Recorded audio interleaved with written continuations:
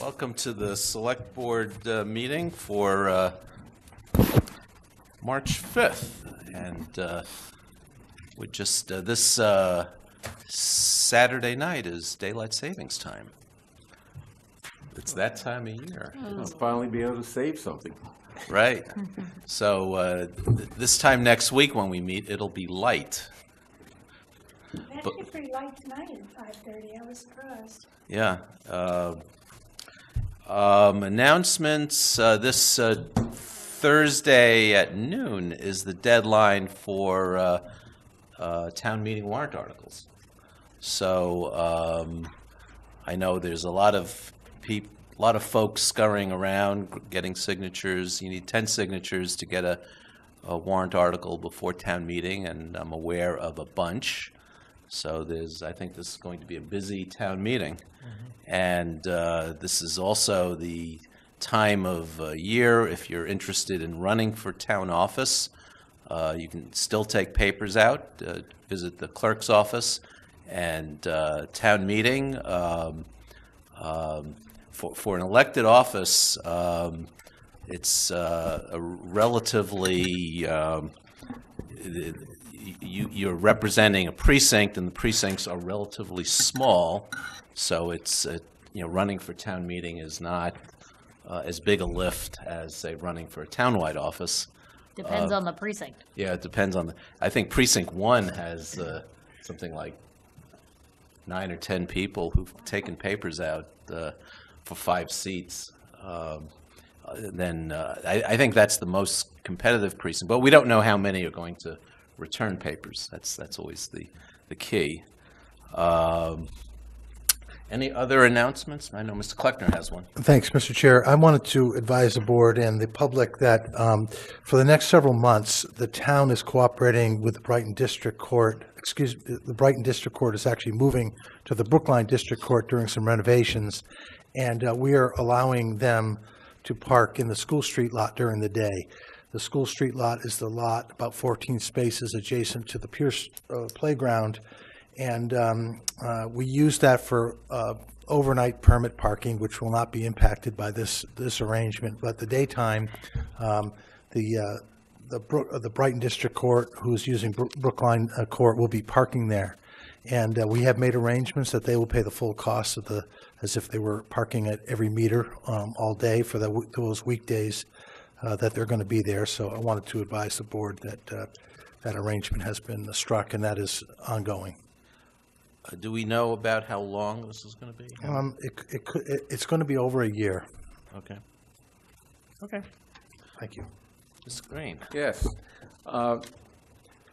Last week I attended the Soul Witness screening at the Coolidge Corner Theater, an incredibly moving, in a very quiet way, film of interviews of survivors of the Holocaust. The stories that people told show you the depths of depravity and sadism that human beings are capable of doing. As a black person and knowing the history of my people, I know that there's no limit on that level of brutality and sadism. And it's important for me to recognize that sadism, brutality, hatred is basically part of the human character, and we have to recognize that it occurs a lot of places, many places, and we need to be on the lookout and address them wherever they show up. But it was a wonderful evening. The film was incredibly well done, as I said, moving in a very powerful but quiet sort of way. And I thank Harvey for actually doing that. These were films that were in these were films that were in a closet here in Town Hall for many years before Dr. Gelano found them and engaged Harvey Brobman to put them together into a film like this. So,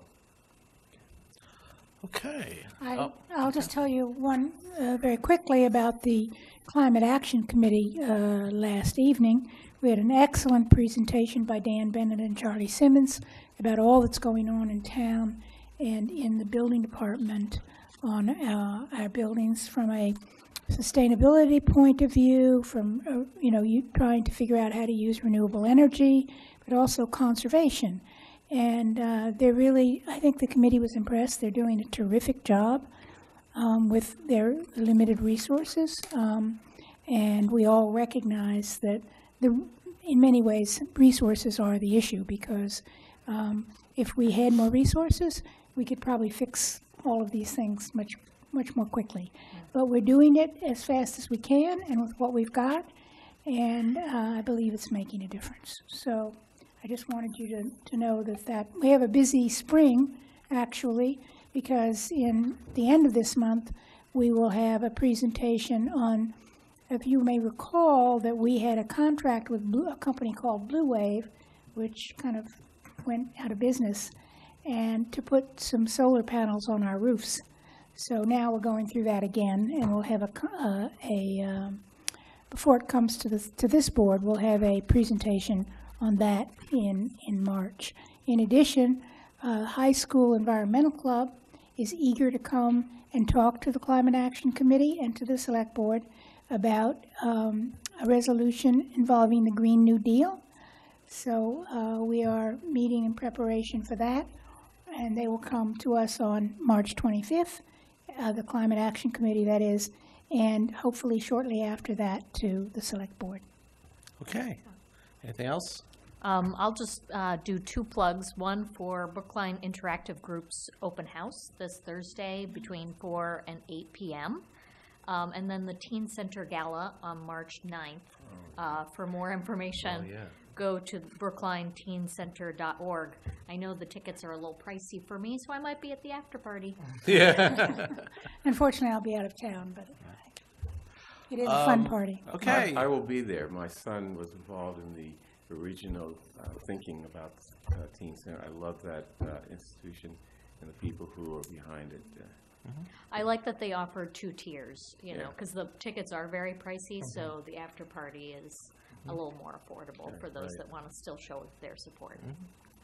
Okay, public comment. Mr. Conquest, 5 minutes. I'll make it shorter than that, okay? All right? Fine with me. Good evening. Arthur Conquest, Town Meeting Member, Precinct 6, 115 Tappan Street. This is a question. Tell me, direct me to a person, or tell me how I can put together a commission on Black, Latino, and people of color. There's a Women's Commission, there's a Disabilities Commission, and I want to know how I might be able to do that with Black, Latino, and people of color, a commission. Right. I think all of our commissions are set up pursuant to town meeting warrant articles. So the Women's Commission is set up in our bylaw, the DICR Commission is set up in our bylaw, preservation, all the commissions. So the way to go about it would be file a warrant article. Warrant article? Yeah. Thank you very much. Everybody Okay. have a good evening. Sure. Thank you. Okay. It's a great question. We sometimes forget how these things originate. Yeah. It's either bylaw or state law. Some of the Right, yeah, commissions- Disability Commission, state law. Disability, state law. But for this particular commission that Mr. Conquest is asking about, it would be bylaw. bylaw, yeah. Okay, let's get into our calendar, and we have minutes from February 26th. They're fine by me. Anyone have any Yeah, I didn't see edits? So Looks good to me. I'll move Doing the- good, Kate. Yeah, I'll move the minutes of February 26th, 2019. All those in favor, please say aye. Select Person Franco. Aye. Select Person Heller. Aye. Select Person Green. Aye. Select Person Hamilton. Aye. And the chair votes aye. Next up, we have a question of accepting a grant in the amount of $13,000 from the State Executive Office of Public Safety and Security for the Shannon Community Safety Initiative grant to be used for police overtime. Chief Lipson, welcome. Good evening. I'm pleased to be before the board tonight to request approval of $13,000 for the Shannon Grant. The Shannon Grant is used to support the City of Boston's comprehensive strategy aimed at reducing gun, gang, and youth violence in the city by targeting services and interventions for at-risk youth in hotspot locations. The funding for us helps us with our juvenile roundtable at the high school and other juvenile-based initiatives in the town. Okay, any questions from the board? Could you, for the our vast TV audience, sort of give people some background on the roundtable at the high school? Because I think it's a very important program that Sure. too few people know about. Yeah, the roundtable meets on Fridays at Brookline High School. It's a get-together of social services, support staff at the high school administration, the Brookline Police, our community service officers, and juvenile investigators. And what they get together and meet and talk about problems and making the connection between things that happen away from the school in the middle of the night when we may run into people or families and learn what's going on and things that are happening in school, and work together to find the best way to provide services and help kids out. And that's tied into our diversion programs that help keep kids who get into situations out of the prison pipeline. Exactly. Yeah, it's an opportunity to provide services for those in need without going the route of prosecution, which would be a last resort. Okay. Any other questions or comments? I'll move therefore to accept the grant in the amount of $13,000 from the state's Executive Office of Public Safety and Security for the Shannon Community Safety Initiative Grant to be used for police overtime. All those in favor, please say aye. Selectperson Franco. Aye. Selectperson Heller. Aye. Selectperson Green. Aye. Selectperson Hamilton. Aye. And the chair votes aye. And we have another grant from the State Executive Office for Public Safety and Security for the FY19 Bicycle Pedestrian Safety Enforcement Grant to be used again for police overtime. Yes, this grant would pay officers overtime to enforce violations that are most commonly affect pedestrians and bicyclists, and they direct their enforcement efforts at areas where we see a lot of bicyclists involved in crashes and other violations, high traffic areas for bicycles. Okay. Any questions from the board? I'll move that we accept this grant in the amount of $5,500 from the State Executive Office of Public Safety and Security for the FY19 Bicycle Pedestrian Safety Enforcement Grant Program to be used for police overtime. All those in favor, please say aye. Selectperson Franco. Aye. Selectperson Heller. Aye. Selectperson Green. Aye. Selectperson Hamilton. Aye. And the chair votes aye. Thank you. You're welcome. The next item is a question of invoking the rule of necessity under the state ethics law to allow the select board, four of whom are individually named defendants in the federal lawsuit, Alston versus the town of Brookline, to act on matters pertaining to the lawsuit, including but not limited to settlement discussions. So I'm going to read a statement about that. The recent Civil Service Commission decision concerning Gerald Alston has led to a broad and reinvigorated conversation in the community about Mr. Alston and his past employment as a Brookline firefighter. Since the Commission's decision was issued, this board has read or listened to extensive public comment that has followed.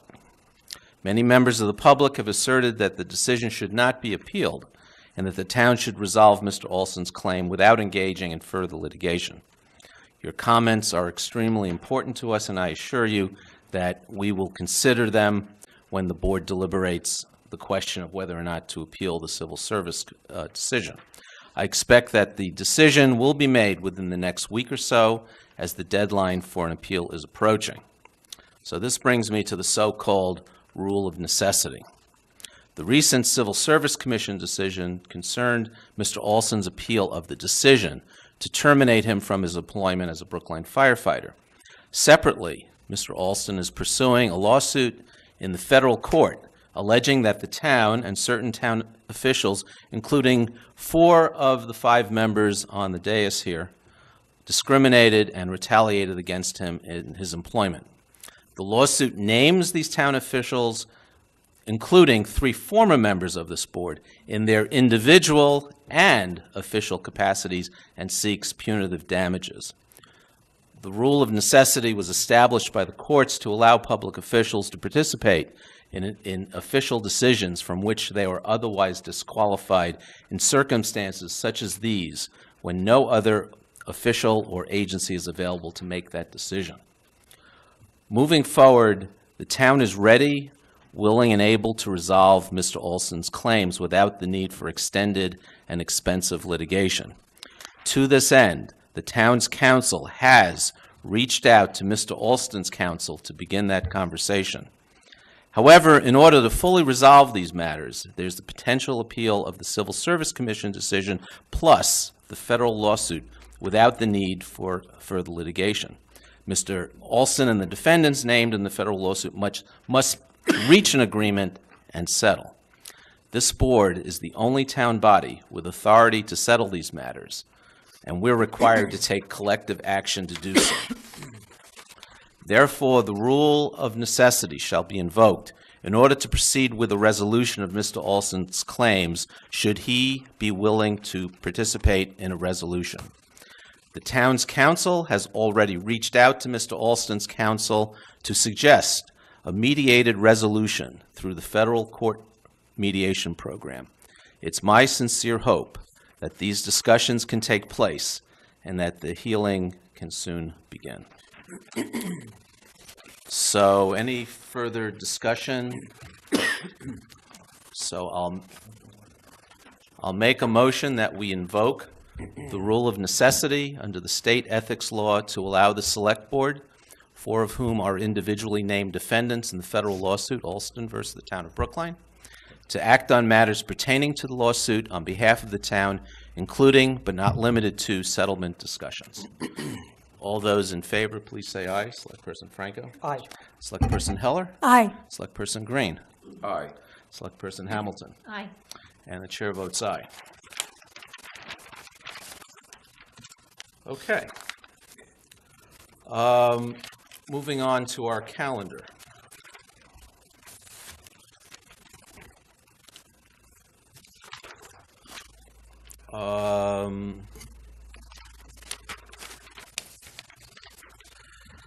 So we have 2 positions in the public safety dispatch. Chief Lipson. Good evening. We're seeking to fill 2 positions in our public safety dispatch center. We've had 1 dispatcher who has resigned and another one who has accepted a conditional offer of employment with the fire department. And we're seeking the board's authorization to fill these positions. Okay. Will you be making efforts to obtain a diverse applicant pool? We will. Okay.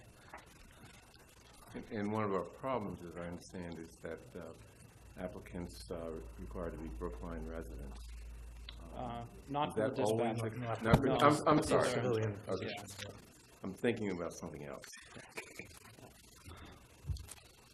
Okay. Can I just Yeah, make a point? please. Many times, it's from the dispatcher ranks that police officers are recruited. So, I mean, it's really great to have good people in those positions because they're potential recruits to the force. So. Yes, for both the police and fire department. Okay. I will move that we authorize the filling of the following positions in the police department. 2 public safety dispatch positions. All those in favor, please say aye. Select Person Franco. Aye. Select Person Heller. Aye. Select Person Green. Aye. Select Person Hamilton. Aye. And the chair votes aye. Next up is, thank you, is filling an assistant treasurer position in the finance department. Ms. Franconi. Good evening. Yes, I am here to request authorization to fill the assistant treasurer, whose main roles are to reconcile all of the town's bank and investment accounts, as well as fund payroll and run all of the payroll and vendor checks. It's a critical role in finance. Okay, any questions from the board? And I assume that you will make a rigorous effort to ensure that the pool from which you select your final candidate for employment will be diverse and be diverse. Yes. Yes, I will. Okay, so I'll move that we authorize the filling of the Assistant Treasurer position in the Finance Department. All those in favor, please say aye. Selectperson Franco. Aye. Selectperson Heller. Aye. Selectperson Green. Aye. Selectperson Hamilton. Aye. And the chair votes aye. Thank you. And this is a sad Backfill. backfill, yeah. This is the children's librarian position in the library. I thought Callan was going to be here. I don't see her. Um, See this request. Well, we can proceed. You know, it's well known there was an unfortunate accident and death of one of our valued Beloved. employees in the library, the children's librarian in Coolidge Corner. And it's great sadness that we do have to fill the position. It's a critical position in the library. So as sad as it is, I think we need to fill the position. So any questions? So I'll just move that we authorize the filling of the Children's Librarian 2 position in the Coolidge Corner Library. All those in favor, please say aye. Selectperson Franco. Aye. Selectperson Heller. Aye. Selectperson Green. Aye. Selectperson Hamilton. Aye. Chair votes aye. And we have a position in Town Council's office, another sad position, though not quite as sad. Good evening, Select Board, Mr. Chair. I'm here tonight at the behest of Town Council, who couldn't make it, who just wanted me to request authorization from you to hire a paralegal secretary. Our fairly long-time paralegal, Tracy McKenzie, is leaving. She not too long ago bought a house that's a little further away, and the commute was difficult she has a young child, and she's found something a little closer to home, so. Yeah. So my only comment is that, and this is not directed at you, but your office is lacking in a little bit of diversity. So I think that in this position, and it's difficult to find town council type lawyers who are black or Hispanic. I acknowledge that.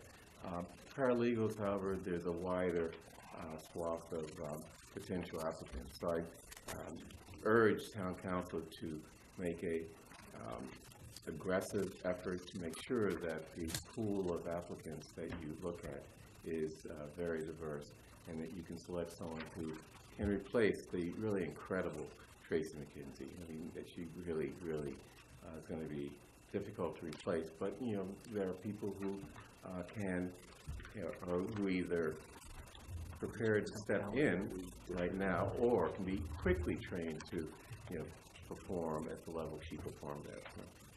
So that's my message, especially in this position. Yes, we will certainly do those things. Okay, any other questions or comments from the board? So I'll move that we authorize the filling of the paralegal secretary in the town council's office. All those in favor, please say aye. Selectperson Franco. Aye. Selectperson Heller. Aye. Selectperson Green. Aye. Selectperson Hamilton. Aye. And the chair votes aye. Thank you. Thank you. Is Susan Howard here? Ah, okay. You're up. You're interviewing for a position on the Surveillance Technology and Military Type Equipment Study Committee. No, we're early. For once. For once. Good morning, good evening, everybody. I don't know if I'm applying or I saw Chair of the Camera Committee was one of the slots on this new committee, and I've been Chair of the Camera Committee for 6, 7 years now. So I thought I'd apply, and I called, and blah, blah, blah. So you know the So story. here you are. So here I am, and I don't want to take up a lot of time. So tell us your interest in the committee and. Well, first of all, I'm a criminal defense attorney with a focus on domestic violence, so I have a real interest in the committee because I did read the warrant article, and I was quite confused by the warrant article. A lot of people were. I understand that, but I was mainly concerned with how it would affect domestic violence. And as a defense attorney and as a member of the camera committee and chair, I see that these kinds of committees work both ways. They certainly help me for exonerating clients and exculpatory evidence, and it also helps law enforcement. My interest is I have the history. I know what we went through on the camera committee, and we did a really, really, I think the committee did, not me, a terrific job of including the public, of welcoming suggestions, revisions, criticisms, and it was tough. It was tough in the beginning years. And I think it's calmed down a little bit, but I'm not sure it's calmed down a lot, because from what I hear, people are still concerned with the privacy and the public safety aspect, which is understandable. So I have the history. I've lived in this town, I think, longer than any of you have been on this earth. And seriously, I know the town, I know the politics of the town, I know the ethnicity of the town, I know the emotional tone of the town, so I think that that's very important. And I think whatever this new committee is, and I'm not sure I have any understanding of it, I think it has to be very inclusive. We've tried to be inclusive in the past, and I have to say, as chair of the Human Relations Commission, when Steve Bressler was here, we tried really, really hard to reach all four corners of the town, and we were not successful. And I don't understand why. I still don't understand why, but I think this committee has to be successful. So, domestic violence really does pose some conundrums for a committee like this, because there are various issues that sometimes conflict. You know, privacy, public safety being two obvious ones. There are others. So I'm glad that you've stepped forward for this committee. I mean, in general, what would you like the committee to end up accomplishing? Oh my goodness! First of all, I don't know what the mission or the purpose of the committee is. If it is to review what we have, why don't you define a purpose that you? I don't think I can, because I don't understand military surveillance. I understand cameras. Military equipment. I understand surveillance only, and even more so recently because of the Carrero case that's going on now, the young woman who left the bar and was found in Delaware. I listened to the police chief of Providence, Rhode Island, very, very carefully. And he said that the solving of the case, in other words, finding the culprit, was totally dependent on surveillance tapes. And that really struck home to me, to think that they had 3 states of tapes, and this is how they solved the case. So I think this committee has to look at all the possibilities, all the technologies that could possibly apply to protecting us. Let me put it that way. I don't want to say to safety, but just to protecting the citizens of Brookline. Look at it, see how we can use it, see if we can use it, and see how it will interface with things like domestic violence. That was the only thing I understood from that warrant article, that just wasn't going to work because privacy is such an important issue. So do I have a mission or a purpose for this committee? I can't say that I do, but I'm willing to work with others who do. Okay. We will evolve to a purpose that hopefully is very helpful to the town. I will say one thing, that the policies and procedures of the camera committee might serve as a good scaffolding, for not necessarily you want to adopt it in full, but as scaffolding for this committee. I wouldn't want to see this committee repeat what we went through. I would hope that our experience could sort of skip some steps. But if you have to, you have to. Yeah. This grew out of the warrant article from Mr. Ananian, which was very broad in its conception. I think it was he took a model from The ACLU. ACLU, yeah. Right. Which was, I think, in reaction to some of the equipment being used mainly in, hopefully, other police departments where we've seen things like armored personnel carriers and really heavy-duty military equipment that we just don't have here, at least not that I'm aware of. Doesn't belong in an urban environment. Well, some urban police Some departments.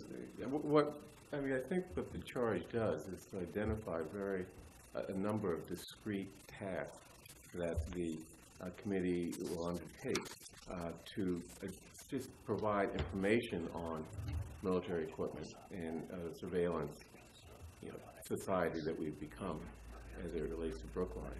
And, we're not, I mean, I don't think it's that vague. I mean, it's specific things like, what military equipment, if any, are being used by the Brookline Police Department. I assume there's some, and some of that type of equipment is perfectly appropriate, but some, is not appropriate. We just want to know what's being used, what's out there.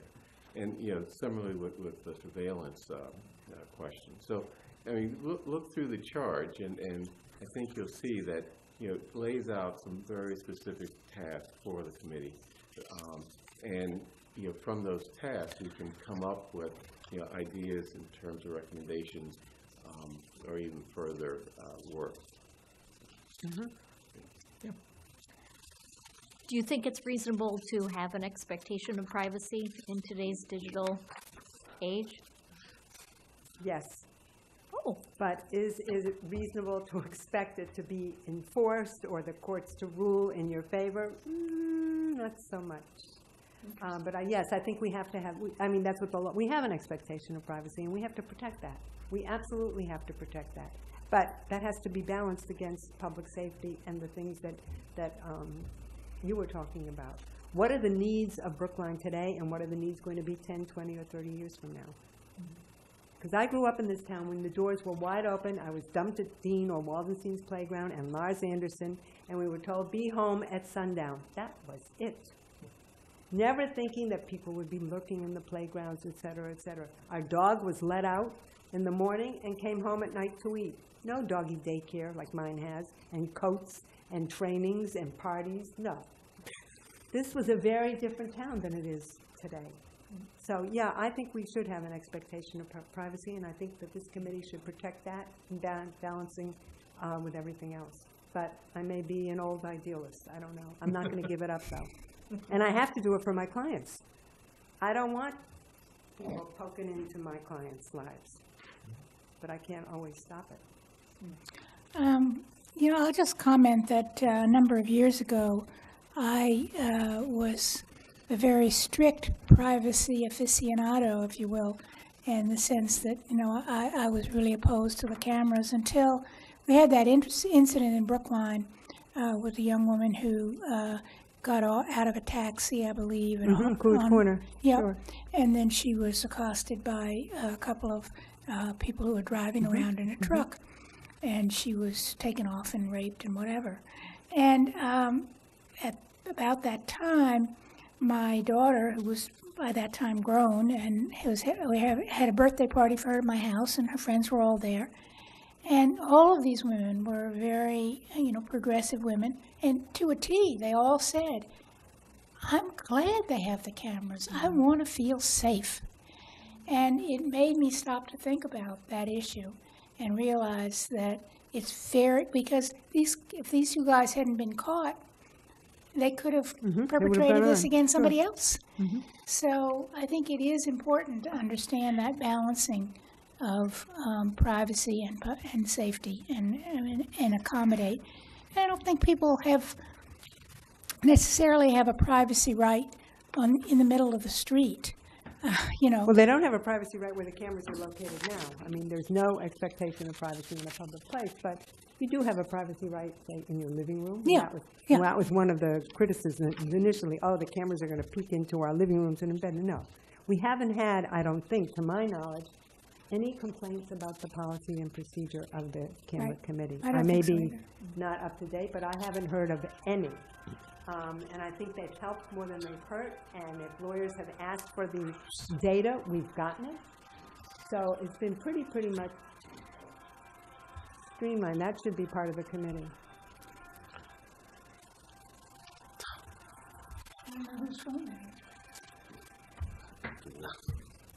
Thank you.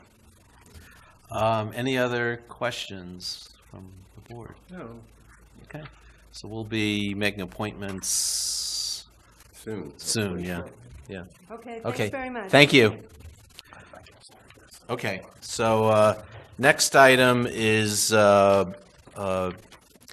question of sponsoring certain warrant articles for the May 21st annual town meeting. Thank you, Mr. Chair. I'm going to fill in for Melissa, who may be up, Deputy Town Administrator. She is currently with the Advisory Committee, I believe, this evening. But she prepared the memo that's in front of you that I will review. But the board sponsors a number of articles. There's some routine articles that we're not going to really need to discuss tonight. But there's some specific articles that we recommend that the board sponsor and submit officially before the deadline on Thursday. The first is the Newbury College acquisition article. You already have it in the April 9 special town meeting, but in the event that that timing isn't right, or for whatever reason that article isn't timely, then we will recommend that you submit it for the annual town meeting. The Brookline High School project, there is as I understand, an easement that's required between the town and the T. And although we don't have it totally ready, we're going to give it a try. And if it's not ready, I don't think it'll be too late to do it in the special town meeting in the fall, but we'd like to give that a try.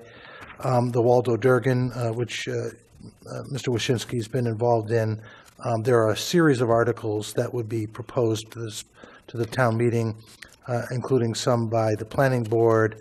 But there's one article in particular that has to do with the tax certainty agreement that I think is more appropriate to be submitted by the board. So that's another one. There is an article, you know that the town has acquired the Oak Street townhouse properties, 15 to 19 Oak Street, and we would like to include the rental income from those properties in our revolving fund to allow us to maintain those properties without having to reappropriate those funds. So those are the articles that we recommend the board endorse, or I should say sponsor and submit for inclusion in the warrant. I'll make a couple of comments on a few of them. First, the Newbury College article. Last we have heard, Newbury just issued their offering memo, the official offering memo, which was, I think, late last week. So they're running behind, and what we're hearing, what we heard last week too, is they wouldn't be even accepting bids until at least mid-April. So the April 9th special town meeting, I don't know what we're going to be voting, but at this point it looks like it won't. An acquisition warrant article would not be timely for April 9th.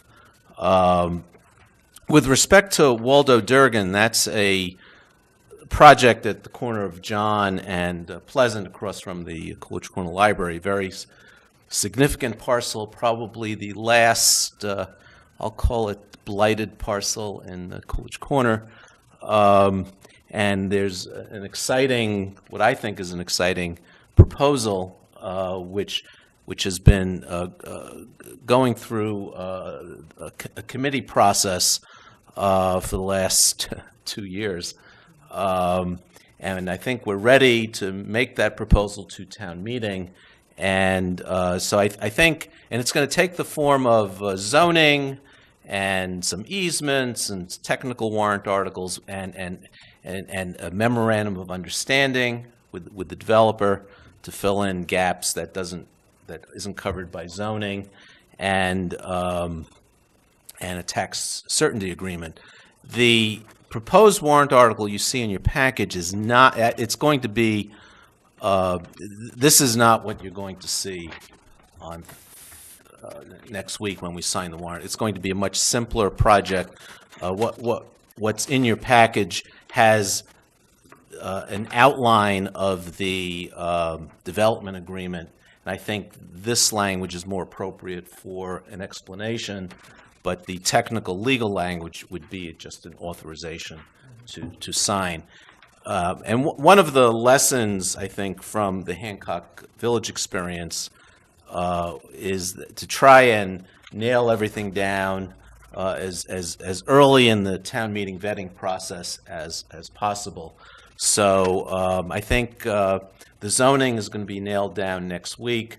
The MOA is not that far behind, so probably within the next 2 weeks, 2 to 3 weeks, the MOA will be ready for a vote from this board, and then we can put it out to the town meeting members. So there won't be the last minute changes that we saw at Hancock Village, and that was one of, I think, the good lessons that we learned from that process. So do we need a vote, or? Yes, Okay. all of these.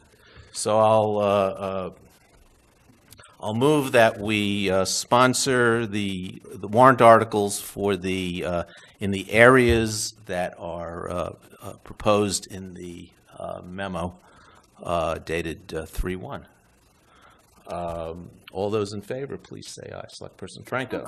I'm Yep. sorry, could I ask one question? Yep. On the Oak Street article, the rents will go into a rental property revolving fund, and for the maintenance of the properties, but what happens in the event that we don't spend all of the money on maintenance? Can that revert to payments of the debt?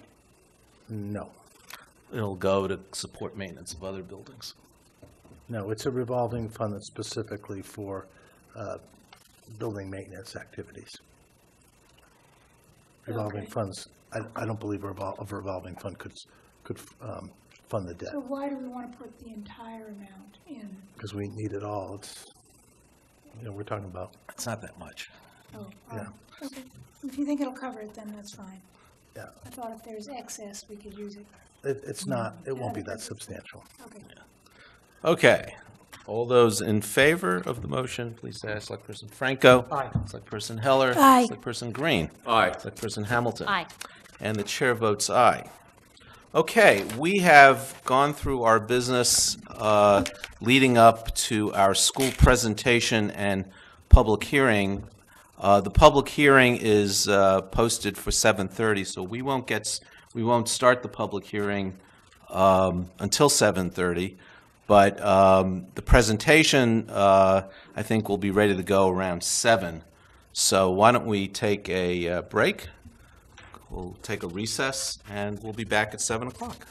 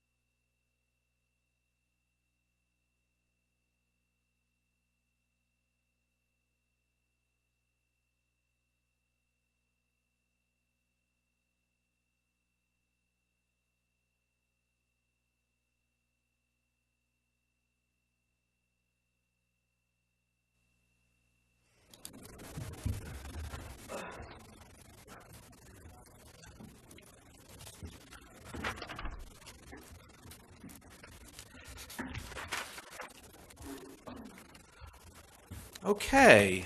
Might as well get started. So this is a presentation, and then it's going to be followed by a public hearing to discuss the current phase of the classroom expansion program. So this is really a long time coming, and my first involvement in this was before I was on the select board 7 years ago. We had the B-Space Committee. We went through a process, and it was actually quite interesting, quite harrowing at the time. And one of the hallmarks of that particular process was every time we identified a site, a constituency mobilized against that site, and that's continued to today. Since then, we've gone through a number of phases. First B-Space, then the Civic Moxie phase, where some sites were identified, and we wound up at the original Baldwin School, which is much larger than the proposal before us. When we ran into some difficulties there, the search was reopened, and we decided on a three-prong approach to solving the classroom shortage needs. And really, in deciding on the three prongs, one prong doesn't work without the other. So prong one is the Baldwin site, which gets us 18 general ed classrooms, 3 BEEP classrooms, 3 RISE classrooms, that's special ed, 3 ELL classrooms, for a total of 27. The second prong is the Driscoll expansion and renovation, which has turned into building a new Driscoll school next to the old Driscoll school. And that gets us 8 additional classrooms and 2 additional BEEP classrooms for 10 classrooms for 37 total. And then the third piece is applying to the MSBA for renovation and possible expansion at the Pierce School. And we were invited into what the MSBA calls eligibility, and that period starts in June of 2019 and goes through February 2020. And that's the first phase of a many-phase process. The MSBA has a very structured process that takes years from start to finish. And the exact size of the Pierce program will be determined through the MSBA process. They go through quite an extensive study period and study process, and we'll be starting that later this year. In talking with the architects earlier,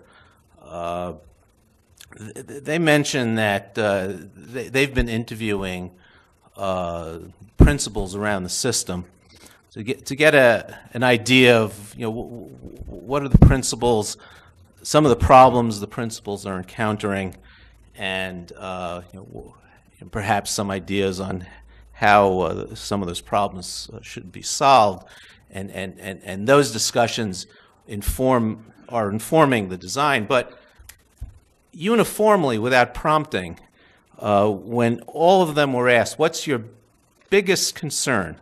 What's the biggest impediment to effective teaching and learning?"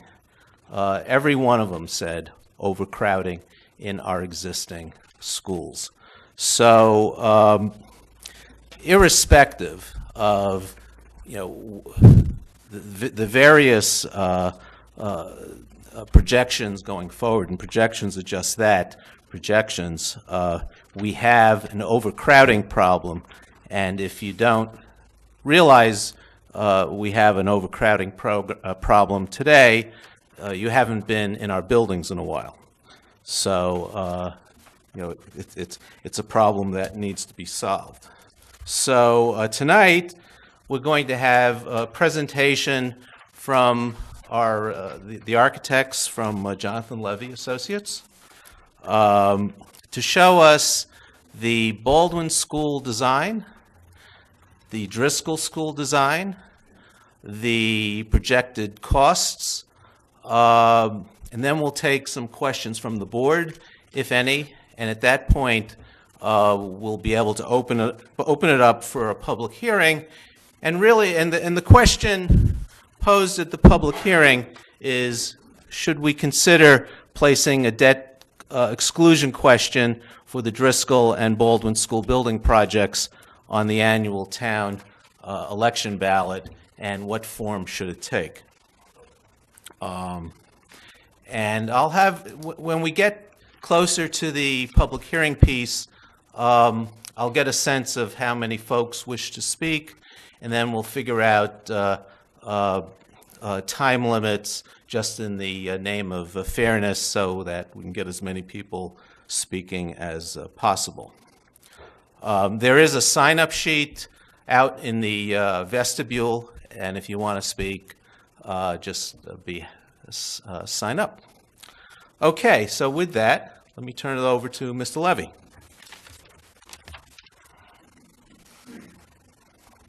Well, thank you, Chairman Wyszynski. And speak up. Okay. Thank you, Neil.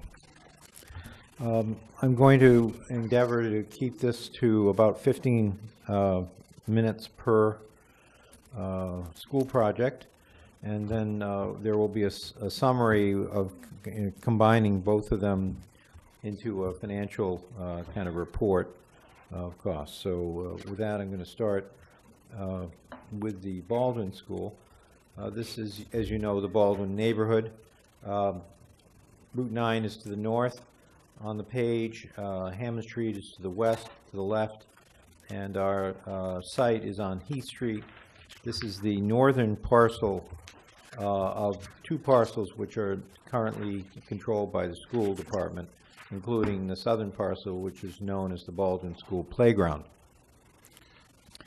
Here's a more accurate site plan of the Baldwin School Playground, together with the buildable portion of the site, which is to the north. Oak Street is here to the west.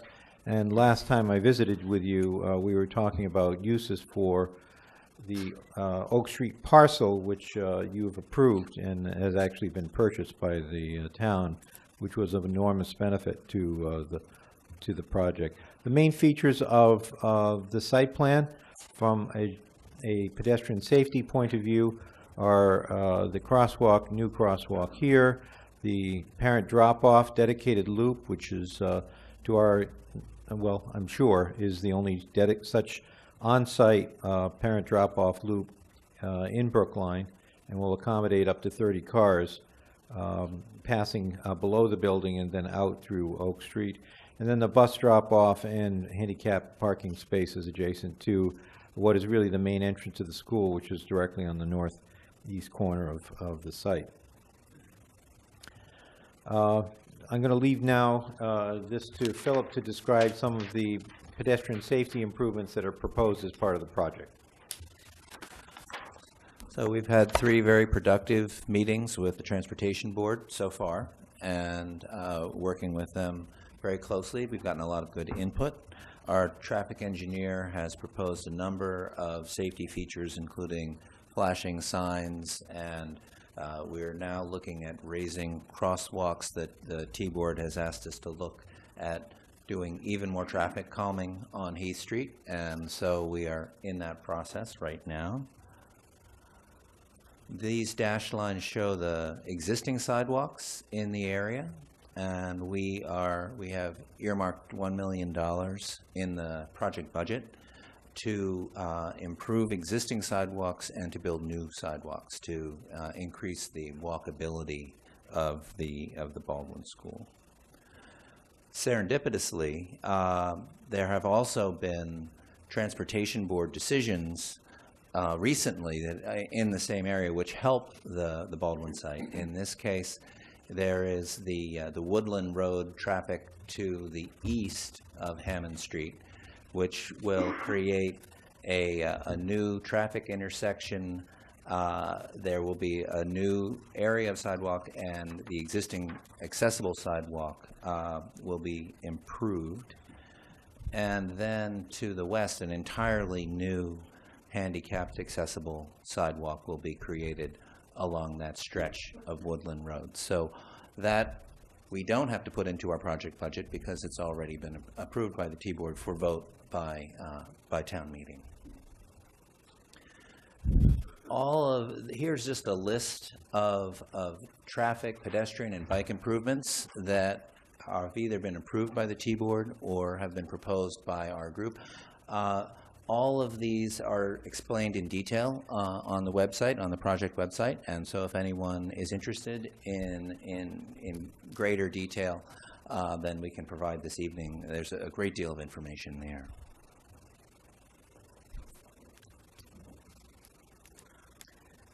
So both of these schools have been designed to accommodate contemporary education, which even since the Coolidge Corner School has been programmed, has advanced dramatically, just in the past few years.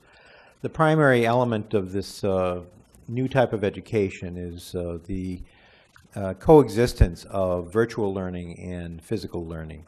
And what that really means for our bricks and mortar schools is the signature role that collaboration among students, but also between teachers, plays in the formulation of new content and learning styles for children.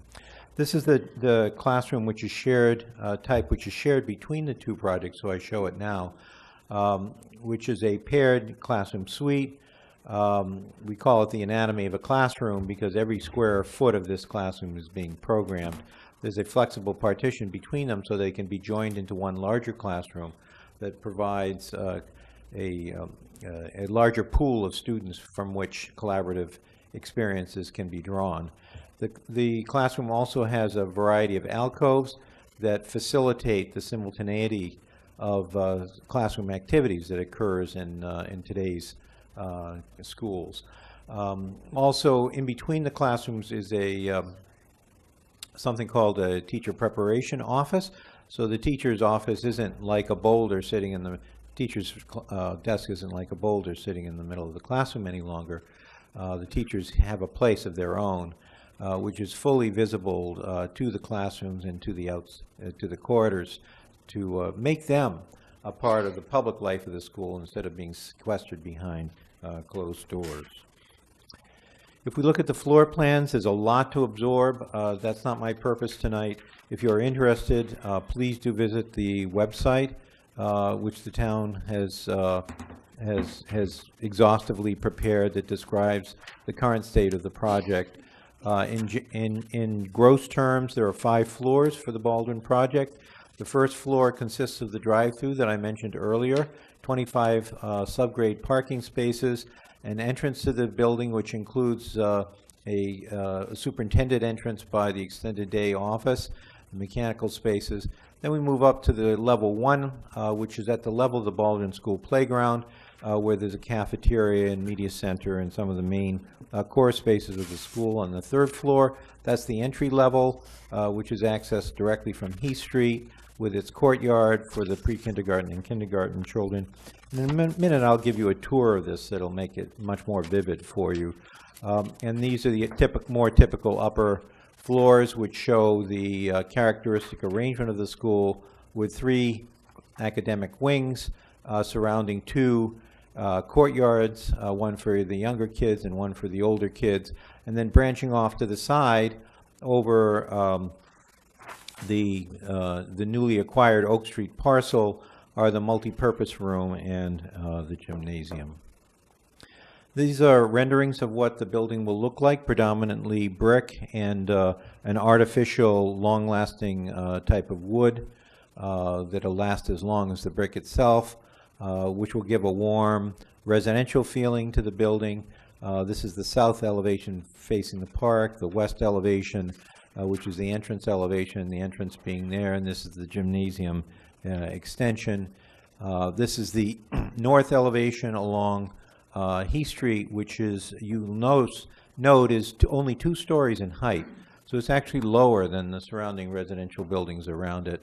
And then finally the east elevation, which fronts the service drive. To give you a better indication in sort of metrics of the relationship between our new building and the buildings that are existing and will surround it, this light gray portion is the mass of the new Baldwin School. The dark gray portions are the adjacent buildings on either side of it, and then the dash buildings are the ones behind us across the street. And you can see how compatible the mass, which actually fronts Heath Street, is with the context of the neighborhood. So at this point, I'd like to give you a very brief, actually it's a 2-minute video tour, which I can narrate, of the new Baldwin School. And we're going to start with an overview from the northwest corner. This is Oak Street here, this is Heath Street here, and we're looking down towards the wing that I mentioned earlier with the gymnasium multipurpose room. And now we're going to orbit around to the east along Heath Street. You can see that the entire roof will be fully outfitted with photovoltaics to generate electricity on site. This is the Heath Street aspect of the building with the 2-story massing that I mentioned to you earlier. You can see how residential and feeling that is. The view from the southeast corridor looking from Baldwin School Playground, and the courtyards are quite visible there. Then approaching the building from the south, and you can see how articulated the facade is to harvest daylight by occluding the harmful radiation in the fall and the spring, and by capturing that same radiation in the wintertime. This is the cafeteria and the gymnasium to the left. And now we're going to take a peek inside, looking at the front entrance area with its waiting area for drop-off for kids, and coming into the main lobby, looking at the pre-kindergarten, kindergarten classroom courtyard, which will be fully landscaped. Kindergarten classrooms are to the left. And then going back inside, we can take a stroll down the main monumental stair, downstairs from level 2 to level 1. You can see the media center off to the left, the main courtyard for the older kids with its stepped outdoor amphitheater, and views to the media center and the cafeteria, which both share that courtyard. Another view of the older children's courtyard between the middle school on the upper floors of the south wing and the elementary school in the middle wing. The library is on the right there. Now dipping into the cafeteria, and through the cafeteria wall, which you can see will have broad, expansive views of that beautiful sloped landscape on the Baldwin North playground, and then out to the playground itself. And if you just give me a second, I'll return to our PowerPoint, and we'll resume with the Driscoll School. So this is the Driscoll classroom expansion project.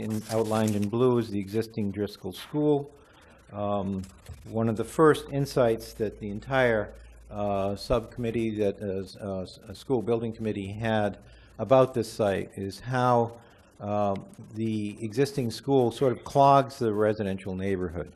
And wouldn't it be wonderful if we could relieve the neighborhood of that impediment, relocate the school in a place where its massing would be more welcome adjacent to Washington Street, which would then leave room for a broad new expanse of open space in the midst of the neighborhood. This is the site plan showing the widening of Westbourne Terrace in order to accommodate a dedicated drop-off lane for parent drop-off where it is today, but isn't as convenient as it ought to be. New crosswalks, which will help students get there by walking. There's also one off the page here across Beacon Street. And then the south side of the building along Washington Street. This is the corner of Washington Square here, where there will be the main entrance to the building, and also bus drop-off here, and some handicapped and short-term visitor parking. The neighborhood has been very interested in the amount of open space, and you can see from this chart that beyond the 72,500 square feet of usable play space that is there today, we'll be able to increase that usable play space to 97,000 square feet. It's called the modified STAR because that's one of the options, many options that was considered. But there will be a noticeable increase in available open space for the site. Philip, would you like to talk about traffic here, or shall I? I think I can just talk about it.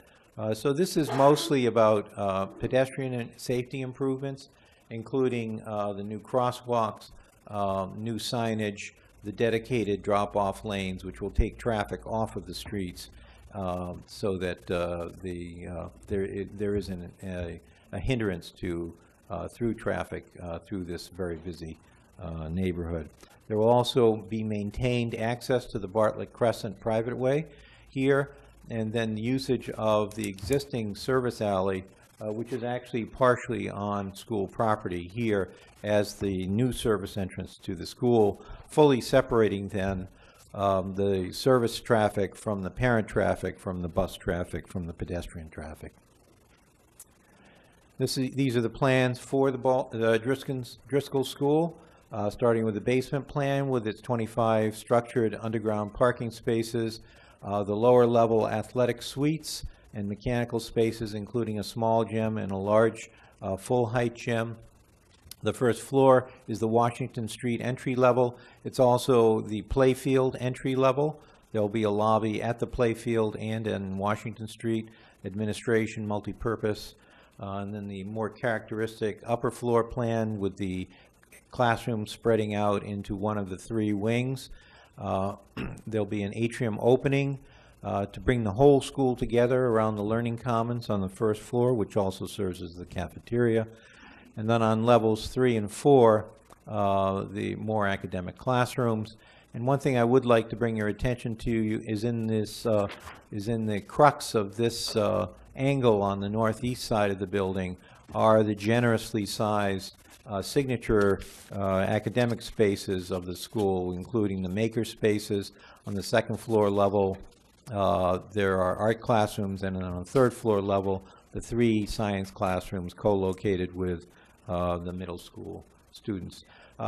For both of these projects, when you go back to look at these, if you do, you'll notice I've highlighted certain classrooms. Those are the special education classrooms, which Philip in a moment will be referring to as being very important cost drivers for our Brookline schools, because we're so attentive to serving all aspects of our school population. Washington Street elevation. This is the west elevation with the atrium glazing. The north elevation along Westbourne Terrace with its science, art, and makerspace classrooms. And then finally the playfield elevation, which will have quite a bit of glass facing the playfields, and also the media center at the level 2 level, right in the center of everything. As we had done with just a moment ago with Baldwin, this is a diagram that compares the massing of the new building with the context. On the upper diagram, you can see the Westbourne Terrace massing. This is the outline of the new school. Of course, there aren't any adjacent buildings to it, but there are ones behind us, and because those buildings are sited on quite an eminence of land, those buildings are much higher in elevation, rooftop elevation, than the new school will be. And then on the Washington Street side, there are residences to the west of the building, and then also a multifamily apartment building and several other tall single and double two-family residences along Washington Street on the south side.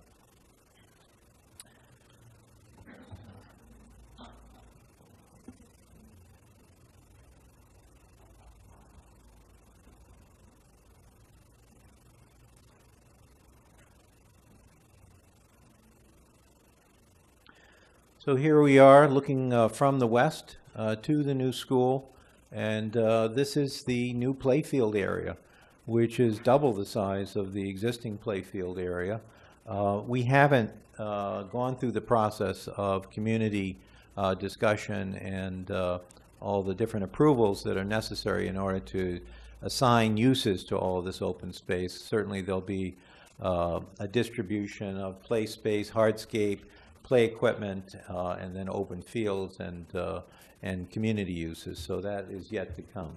But you can see here the size of that new open space, which has been released in the midst of these residences, which will be much improved as a result.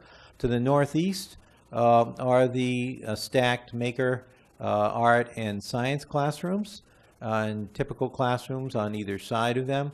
This is the pre-kindergarten playfield on the northeast side as we currently envision it, with its own pre-kindergarten entrance, and then the service entrance off to the side here. Now let's look at the building as we might promenade down Washington Street to the west. Here you can see the buses at the bus drop-off. The multi-purpose room, which will be like a storefront, displaying and welcome the school's activities, and when needed, it can be closed to daylight for theatrical performances, but also serving as a welcome gesture to the neighborhood and the community, which will likely use this as multi-purpose space on a regular basis. Now let's go into the front door. These are typical classrooms with their arrays of sunscreening devices. Under the canopy, administration is to the left here, and you're starting to get a glimpse of the three-story Learning Commons area, which we've now just entered, with set up now for cafeteria use.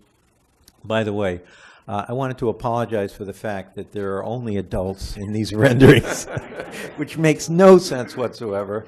The reason for that is our rendering program doesn't have children yet, so I apologize for that, but it's still useful to give you a sense of the scale of the spaces, otherwise they'd be quite meaningless and abstract.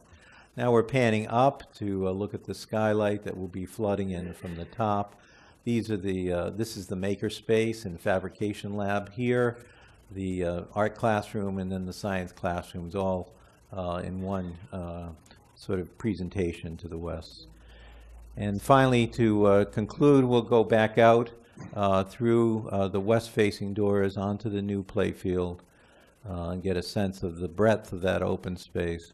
And now let's look back at both the upper Westbourne Terrace and the playfield entrance vestibules, the glazing which admits light from the west into the atrium, the media center off to the right here.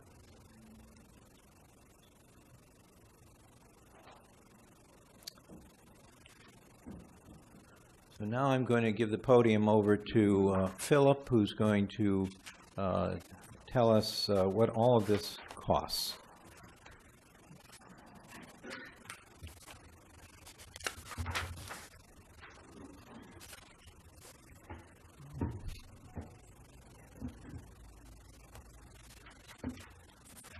All right, well, cutting to the chase, we are still within the budget range that we proposed or that we expected to back when we were in the feasibility study.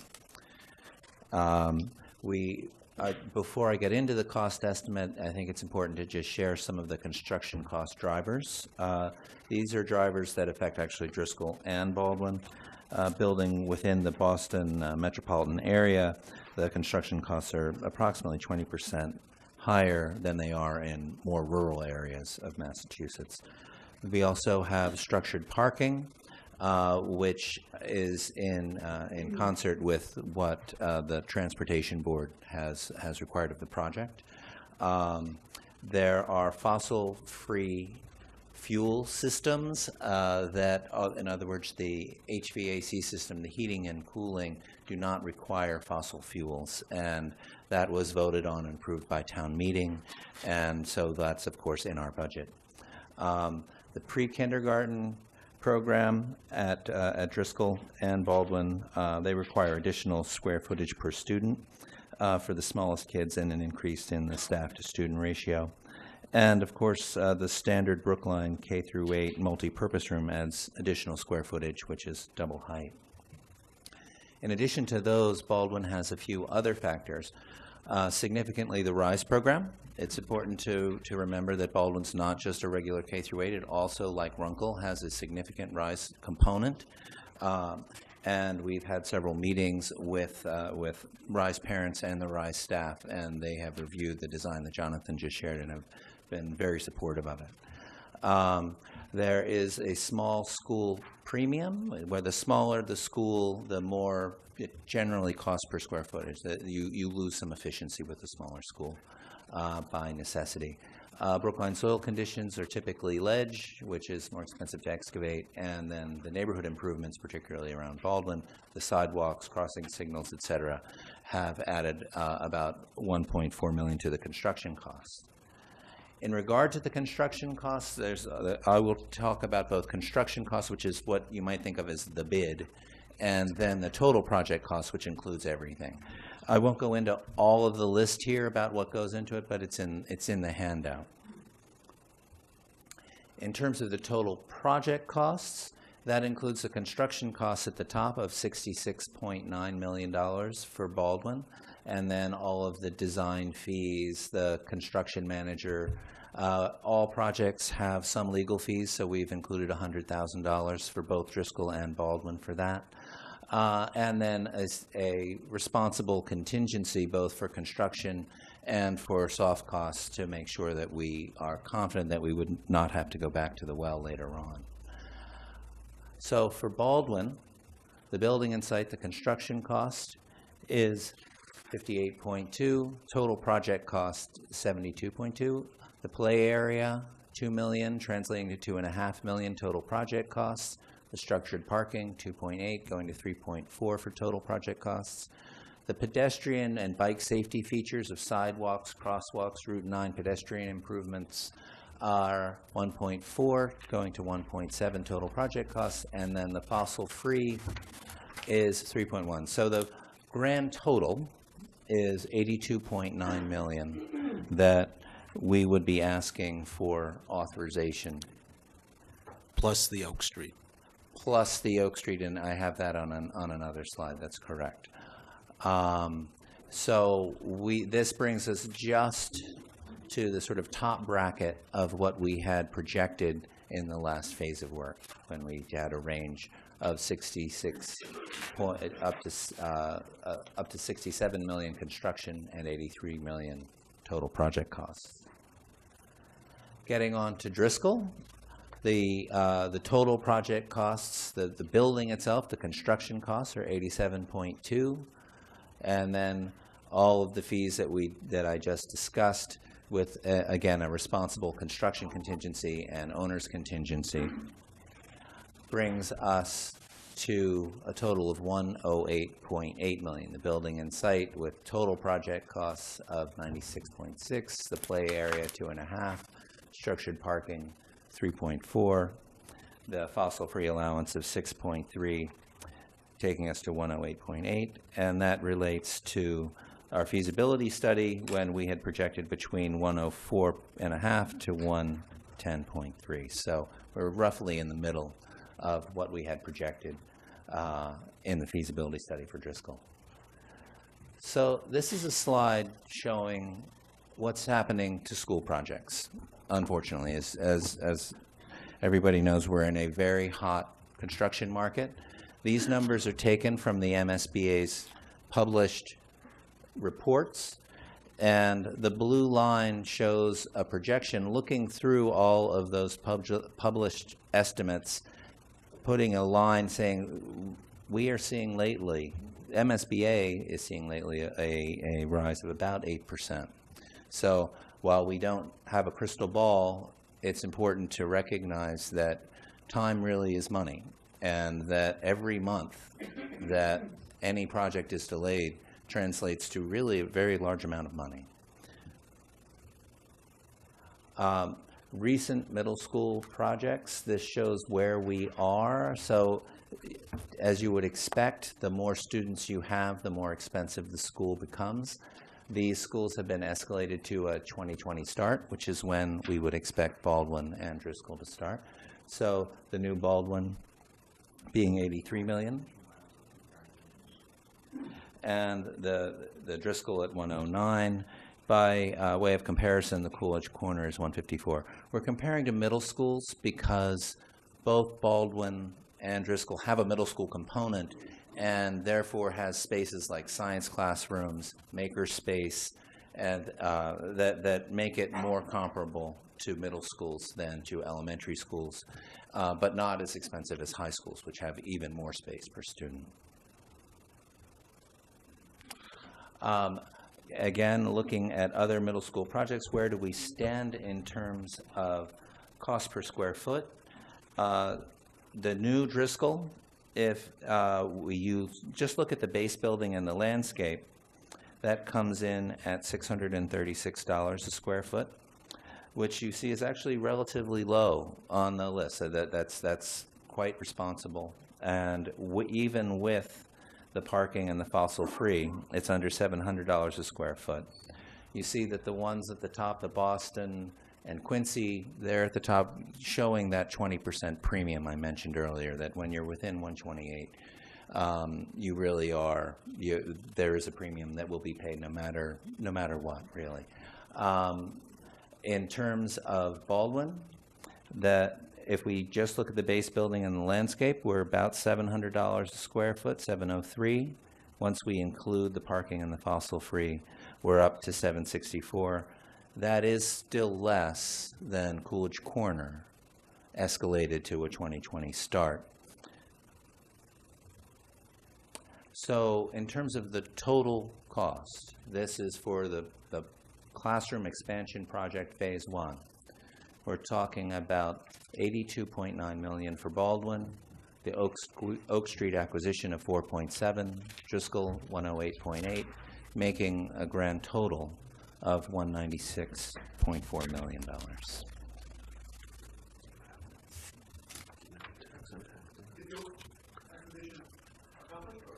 It's accomplished, yep. Okay. Any quick questions from the board? I think it's important that we hear from the public.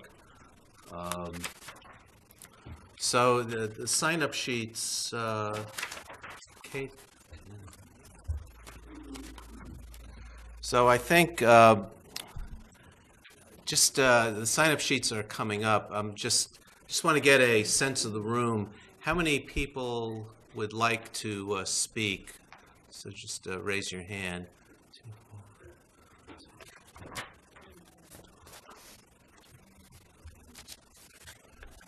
I'm seeing 30 to 35.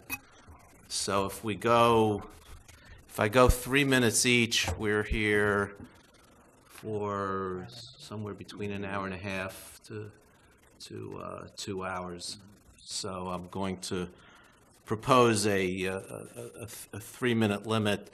What I would suggest, and I say this at every public hearing that I run, it's perfectly okay if somebody has made the point or made a point that you're going to make, and it's okay to say, I agree with so-and-so who spoke before me, and then make an additional point. And I think there'll be less repetition, and things will go a lot smoother if we do that. So what I'm going to try to do is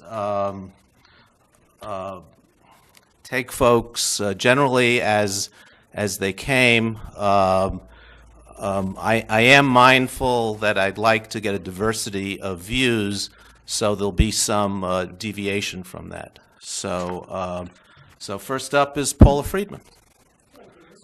Come up to the microphone, please. I just want to ask, may I first follow in town meeting members John Van Square and Mariah, please? I'll take Mr. I'll take Mr. Van Scoyac, and then I'll switch to someone with a different view. So, Mr. Van Scoyac. Is this the appropriate time to address the question of the ballot? Yes, it is. This is the public hearing. So you can address the questions, the projects, recognizing that the projects have been approved by 2/3 vote of town meeting already. So thank you very much. And my remarks are not going to be directed at the presentation specifically as to the two schools, but at the decision that the Select Board is going to make, presumably a week from today, on how to frame the override questions for the ballot. I'll pause because there's some conversation going on, I guess. Good evening, ladies and gentlemen of the Select Board. It is my pleasure to present to you an open letter signed by 190, it's actually more like 195 because it keeps growing sort of by the hour, 190 of your fellow citizens. A full 103 of the signers are town meeting members. They come from across Brookline and across the political spectrum. Another 87 of the signers are voters who heard about the open letter being circulated among town meeting members, and they then asked if they could endorse the letter. Some of them are here tonight. What brings the 190 endorsers of the open letter together is a simple message. We have an election coming up on May 7th. That election is likely to include debt exclusion overrides for one or more school projects. If more than one school project is at stake, we signers of the open letter ask that you say a decisive no to so-called bundling of the overrides into a single up or down question. We ask that you say a strong yes to voting on each project separately without the all or none ultimatum of bundling. The arguments in favor of allowing voters to cast separate votes on separate and distinct school projects are many, and some of those arguments delve into the particulars of projects such as Driscoll, Baldwin, Pierce, the possibility of acquiring the Newberry site for future school use. But the particulars of the school project are not the glue that brings together the 190 citizens who have signed our open letter. What unites us is a commitment to transparency in government, sound fiscal practices, and respect for democratic process. The obvious problem with bundling is that it denies voters their one and only opportunity to express themselves separately on the funding essential to each individual school project. And so this brings me to the question, what do the supporters of bundling of these questions fear? What do they fear? And I got an answer, thankfully, in a letter that was written to town meeting members by a fellow town meeting member this morning. He's a wise person, he's a good person, he has served the town for many years. But this is what he says in support of bundling. I brought his letter with me. Separate votes create a real possibility that one will fail. And that's his argument for bundling. If we give voters a choice, and voters disagree with our strategy for moving forward these school projects, we can't allow them to do that. One of the projects might fail if voters get their choice. Think about that for a second. This here tonight is a hearing. A hearing presumes that you are there to listen. When we have an override question on the ballot, it's a chance for voters to speak to you. But how can they speak to you if you won't listen? If you won't even give them the chance to say yes or no to Baldwin, yes or no to Driscoll, without telling the person who's pro-Baldwin, you also have to be pro-Driscoll, by the way, or the person who's anti-Driscoll to say, you also have to be anti-Baldwin if you're going to vote on this, by the way. What are you afraid of if they can vote on each of these projects or any other array of projects individually, each on its own merits, each according to that voter's judgment as to the impact that that project will have on meeting the needs of the schools and on the impact on our taxpayers? So I'll end there. Okay. Think about this in terms of what outcome are you afraid of? And does fear of the voters differing from someone else's overall view of what's the best way to go forward justify denying the voters a chance to make that choice? Thank you very much. Okay. Mr. Van Scoyk had close to 6 minutes. I had a generous clock. I will,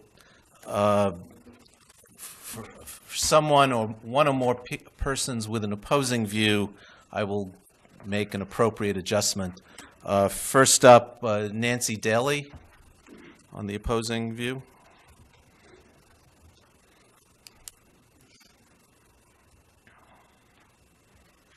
Thank you. I'm Nancy Daly, a town meeting member from Precinct 12, and I live at 161 Rawson Road, and a former member of this board. I sent a letter to the tab, and I also sent all of you copies. I hope you got a chance to see that. But I am strongly urging you to bundle the two projects together.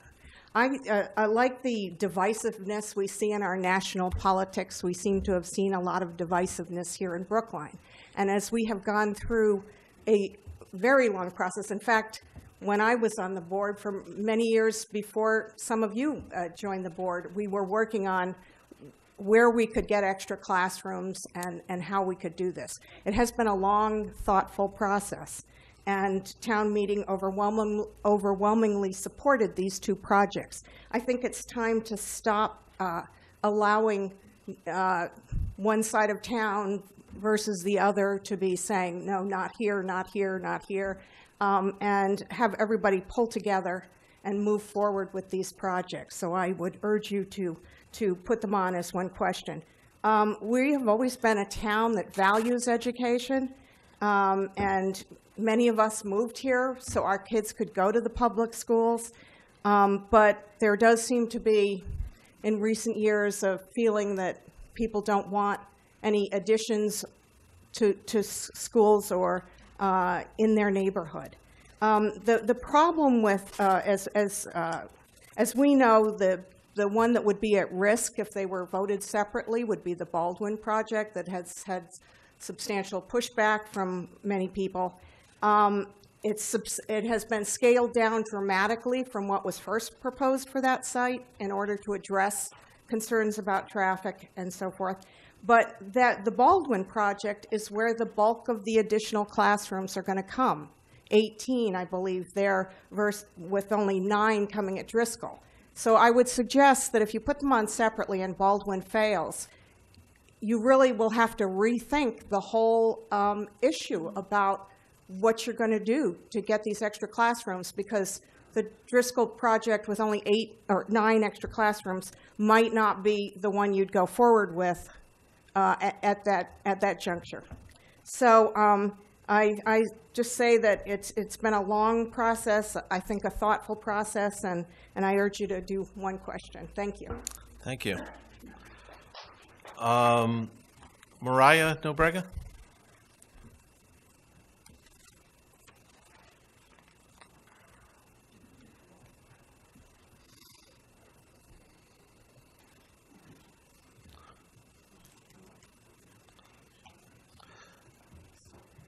And try to keep it to 3. I will try to keep it to 2, if I can. Even better. Woo. Mariah Nobrega. I'm a homeowner on Bowker Street. I'm a town meeting member from Precinct 4. I'm a member of the advisory committee, and I'm also a parent of 3 kids and someone who's worked on the overrides previously, someone who voted in favor of both Baldwin and Driscoll in December. And I'm here to deliver a second separate petition from 228 Brookline voters who are in favor of separate questions. And I just want to emphasize that these are citizens for the most part, not town meeting members. There's a small overlap, but not a significant overlap with the previous petition that was presented. And you've all received it, but for the benefit of the audience, I will read it quickly. Dear members of the Select Board, I live in Brookline and plan to vote in the May 2019 election. I understand that the Select Board is responsible for designing the structure of the ballot question or questions on which I will vote in May. I further understand that the Select Board is deciding whether to separate the different requests for funding, which may include the Baldwin project, the Driscoll project, and or the acquisition of the Newbury College property, or to bundle them into one all or none, take it or leave it ballot question. I believe that voters should have the opportunity to vote on each request individually. This is in keeping with the standards of democratic process and sound budgetary practice that are upheld by the town at town meeting. These capital projects are separate and distinct in terms of the constituencies served, neighborhood impacts, construction challenges, and sequencing. It's only reasonable, prudent, and transparent to allow voters to evaluate each project on its own merits and indicate by their votes which projects they support. An effort to bundle these override votes is an infringement on the democratic rights of the voters of Brookline. I urge you not to bundle overrides, but to offer each capital request in a separate question. Have I hit 2 minutes yet? Just about. Okay, I need a little bit more, sorry. So just a couple separate comments from 10 of the 228 citizens who signed the petition. These are not town meeting members, just regular people. Let's try to be truly democratic at the town level. I was a town meeting member for 5 years, and this is number 2, and this attempt at bundling is not the Brookline that I know and love. Number 3, if they're bundled together, then I will vote against the entire package, as I would regard the bundling as an attempt to force through unwanted projects on the coattails of other projects that enjoy broader support. I'll skip through just to the end. Number 10, if you bundle them, you're forcing voters who support one initiative but not the other to vote against something they support, no matter how they vote. So I realize that at first bundling might look more expedient under the guise of minimizing divisiveness, but as you've heard, voters won't fall into a neat line, each checking yes into a single yes checkbox just because you want them to. How many of these unnecessary no's can we afford before both the debt exclusions fail? And why would you consider courting unnecessary no's, putting both projects at greater risk? As a parent, I want both projects to pass because otherwise all of our schools will continue to be overcrowded. Don't jeopardize this by forcing voters to vote against the things that they support. Thank you. Thank you. Julie Jetty? Yeah. Julie Jetty?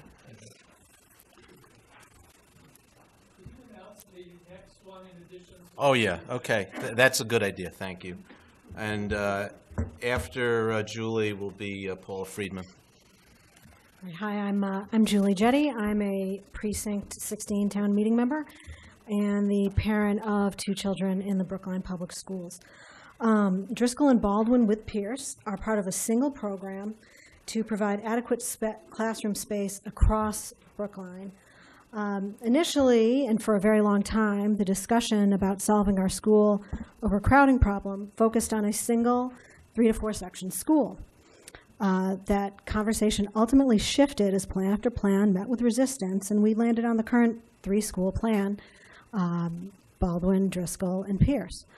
In December, town meeting voted an enthusiastic endorsement of this plan, voting 2-1 to move Baldwin and Driscoll ahead.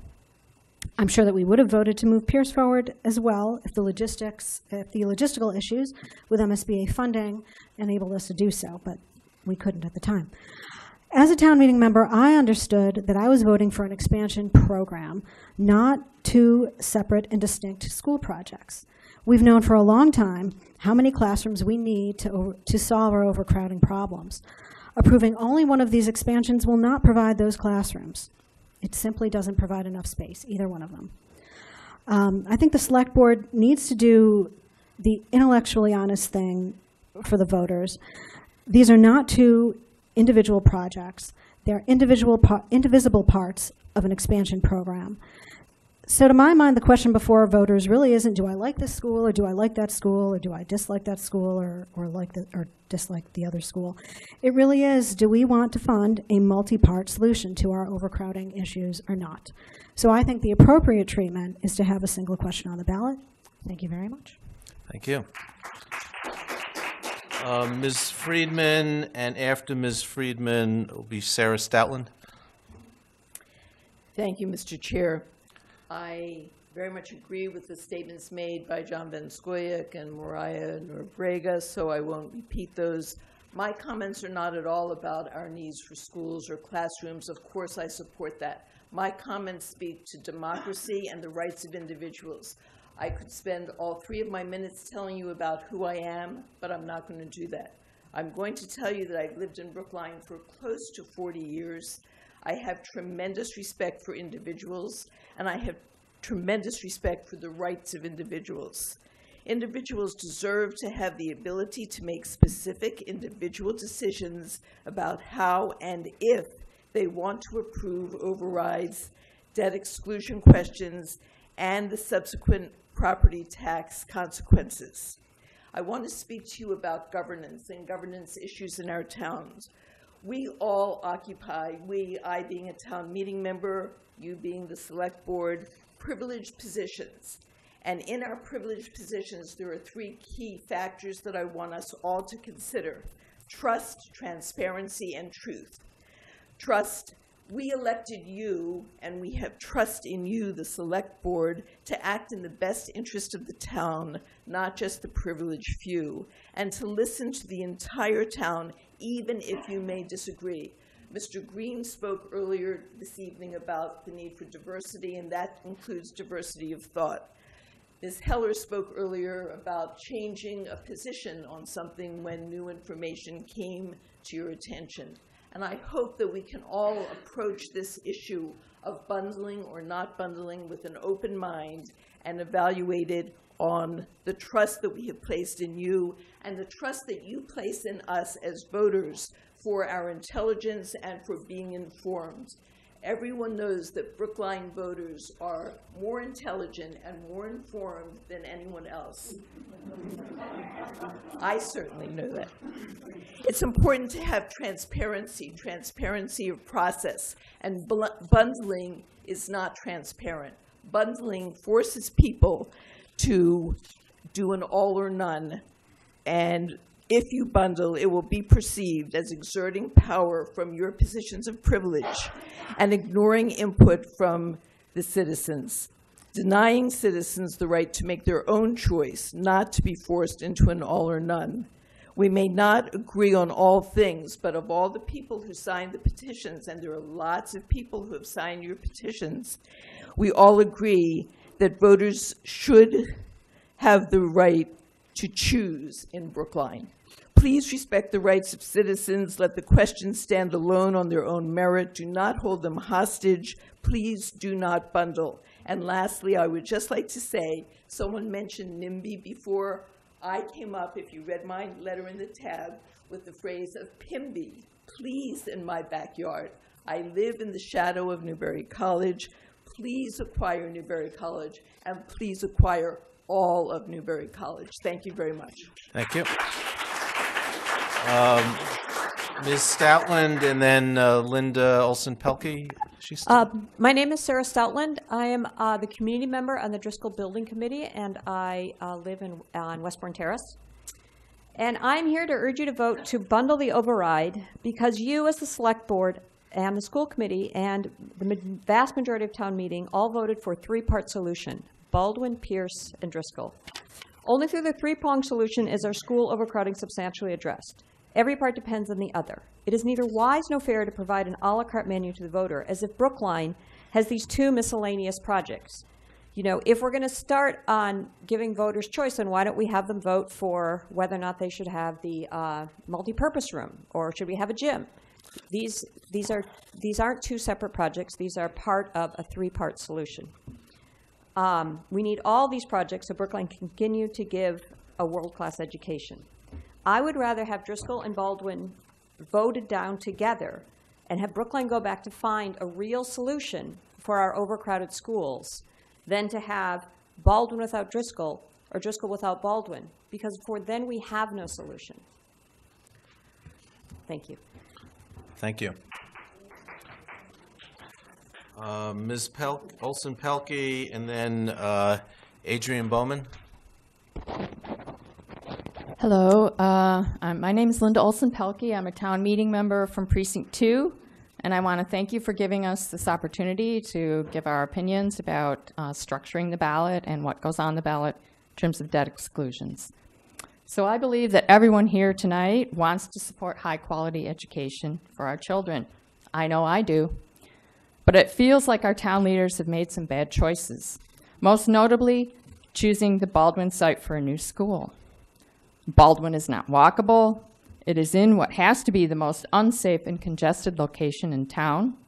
It's a postage-sized parcel, and we're trying to cram too much school into too small of a space. I'm amazed that with all of the new information and changed realities, we have not taken a step back to reevaluate just what our needs are and how best we can address them. Right before fall town meeting, we learned that enrollments have leveled off over the past 3 years. Birth rates have dropped, and there was an error in the enrollment projections. The revised school department projections show that student populations will soon start declining well below current enrollment levels. Amazingly, even at town meeting, the school committee continued to present the old, inaccurate projections. We are wasting taxpayer funds that could be going to educate our kids, but instead we are taking people's homes for parking and defending multiple lawsuits because of a poor site selection. Moments after town meeting, we learned that the entire Newberry College campus was going up for sale. And yet, our town leaders continue to insist that we must move forward with Baldwin. In fact, it's been suggested that in an effort to manipulate the ballot, manipulate voters into supporting a deeply flawed proposal, the Select Board is considering forcing voters who up to this point have heard very little by way of costs or real substantial justification for the grand school building plan, to vote for the two proposals combined. The voters deserve to have choices. The voters deserve the truth. And if our leaders are factually justified, both school projects, they can make that case to the voters. Please consider hitting the pause button on the problematic and contentious Baldwin proposal. And if you can't do that, at the very least, let the voters decide. Thank you. Thank you.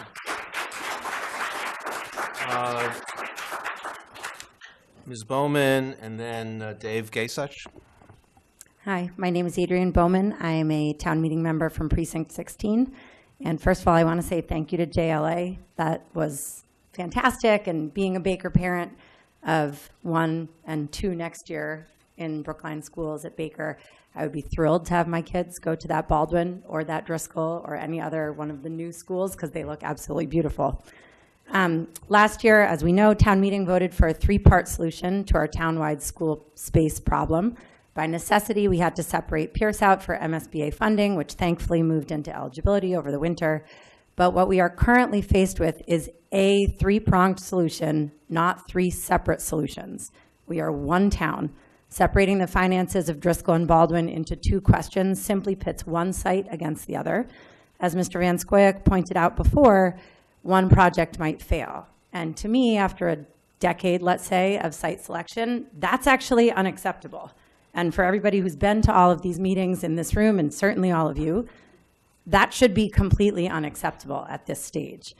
it's counterproductive to say only one site would go through, and we all know that one site will not meet our needs at this stage. These three projects together are our single solution to a townwide problem. I support the bundling of the debt exclusion question for both sites together. Thank you. Thank you. Mr. Kasich and Michelle Morrissey after Mr. Kasich.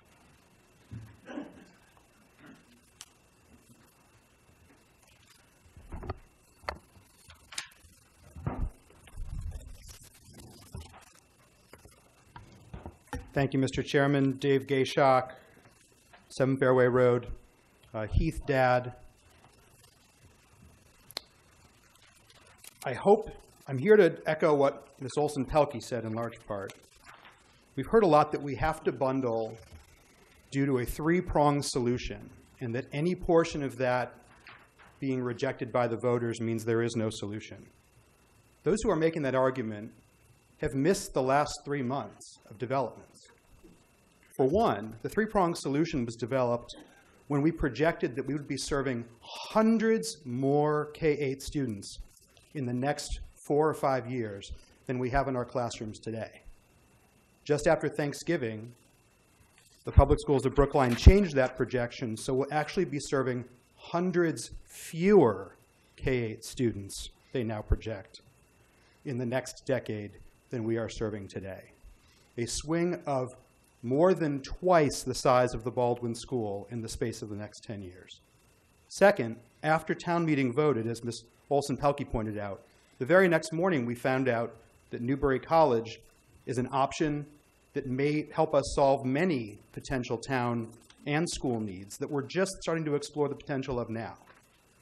So how we could possibly think at this point that the three-pronged solution that we designed 6 or 9 months ago still is absolutely necessary in its entirety, and no one piece of it can be trusted to the voters to make a decision on, ignores the last 3 months of facts. We don't necessarily need a three-pronged solution now, but we certainly do need some new K-8 capacity. There's no debate about that.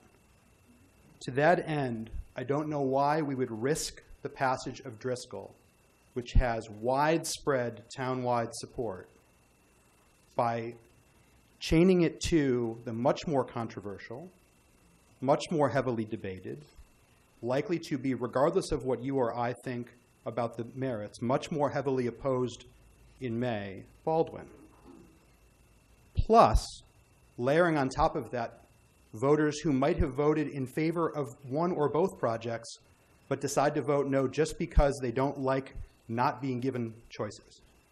Why would we risk coming out of May with no new school project when we can give the voters choices of 2, and we can make the eloquent cases that Ms. Jetty and Ms. Bowman and Ms. Stoutland and others here have made in favor of voting up both projects to the voters? Bundling the projects means just what Mr. Von Skoyak said, that we don't trust the voters and we're afraid of what they'll do. If we trust the voters, give them 2 separate questions, and then we can all make our best cases for what they should do on those questions. Thank you. Thank you.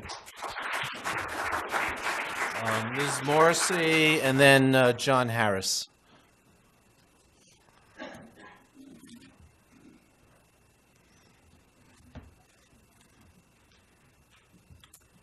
Hi, I'm Michelle Morrissey. I am a parent at Baker on the site council there and also a community representative on the Baldwin Building Committee.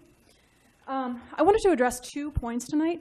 One is a question about what happens actually in reality if one of the options on the table fails. So let's say, for example, that Driscoll fails and Baldwin passes, or realistically, or also potentially the other way around. So at that point, we really have a solution that doesn't actually fit the needs in the town. And what's actually being talked about, if that takes place, is a return to site selection. We made a 3-point plan. We need to continue with the 3-point plan. If we don't have all parts of the 3-point plan, we don't have a plan. And at that point, we are just stuck in site selection again and forever, as far as I can see anyway. The other point I want to make is about this idea that somehow this is undemocratic to bundle or somehow not trusting voters. I disagree. In fact, a question is going to go to the voters. If you put the three-point plan in front of the voters, they have a chance to vote on whether or not the town should go forward with that. That is democracy, and that is trusting them with the plan that you guys and other boards and committees across the town have put in place. If they don't like that plan, they should vote no. They have the right to do that. They have the right to advocate for it and to write about it and to hold lawn signs and everything else. That's democracy, and that's what we should have. That's the debate that we need to have. Is this the solution for the town or not? Not a pick your project, and maybe we'll see what we have at the end of it. That is a bad way for the town to move forward. Thank you. Thank you. Mr. Harris and is Kate Poverman? I don't see Kate. Then Neil Gordon. Mr. Harris. Thank you. My name is John Harris. I'm a town meeting member, Precinct 8, co-chair of Climate Action Brookline, and a board member of Brookline PACS, although speaking for myself tonight. To establish my credibility about what I'm going to say, let me say, first of all, that at town meeting in December, I voted yes on the Driscoll School, and I voted yes on the Baldwin School. I recommend separate ballot questions for each project.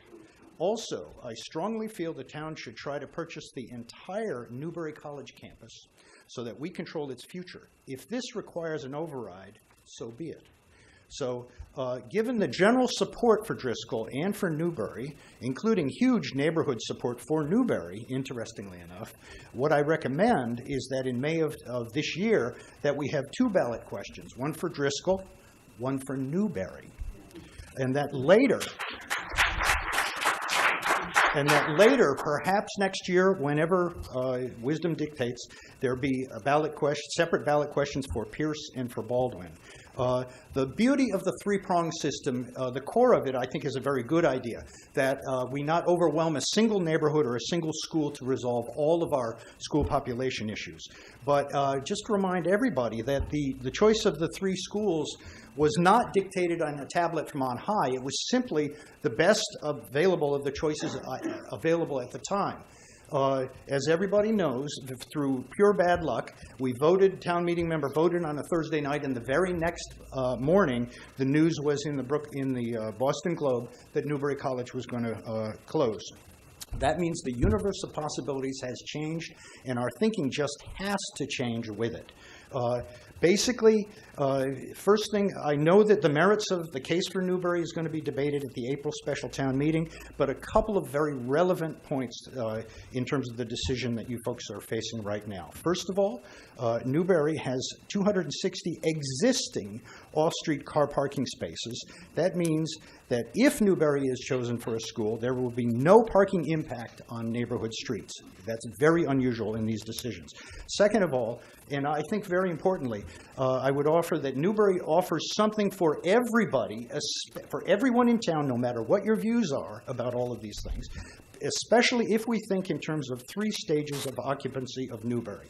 The first stage, turnkey, which would be immediate and temporary relief of currently overcrowded schools. Because Newbury has working classrooms right now, if any renovations at all are required to bring it up to code, they should be minimal, should be accomplished quickly. For perspective, we need to keep in mind that the current overcrowded spaces of our existing schools cannot come close to meeting code. So basically, Newbury, in terms of the turnkey immediate relief, we could begin using those classrooms within a few weeks or short months of the town taking ownership. Second stage, swing space. Medium-term temporary classrooms as other schools are closed for renovations to supplement or to replace the old Lincoln School. And then finally, what I call school to pool, which are long-term permanent uses. That's the range of ideas that we've heard at different meetings. Possible school department or other town offices, possible affordable housing, senior and or assistant living housing, a compost depository area has been mentioned, DPW vehicle parking. I've heard at least two people mention possibility of an outdoor pool. And then, of course, many people have talked about an elementary school there, a permanent elementary school. At 7.8 acres, the Newbury College campus might be large enough to contain most, if not all, of our ideal uses. And final point, did I say, Newbury College has 260 existing off-street car parking spaces. Yes, right. Thank you. Let me just let me just say a few words about Newbury College. I, along with Select Person Heller, are leading the Newbury College Acquisition Committee. And that committee has been meeting mostly in executive session because we're discussing the strategy of how to purchase it and how to make a bid and all those kinds of things that really have to happen in executive session.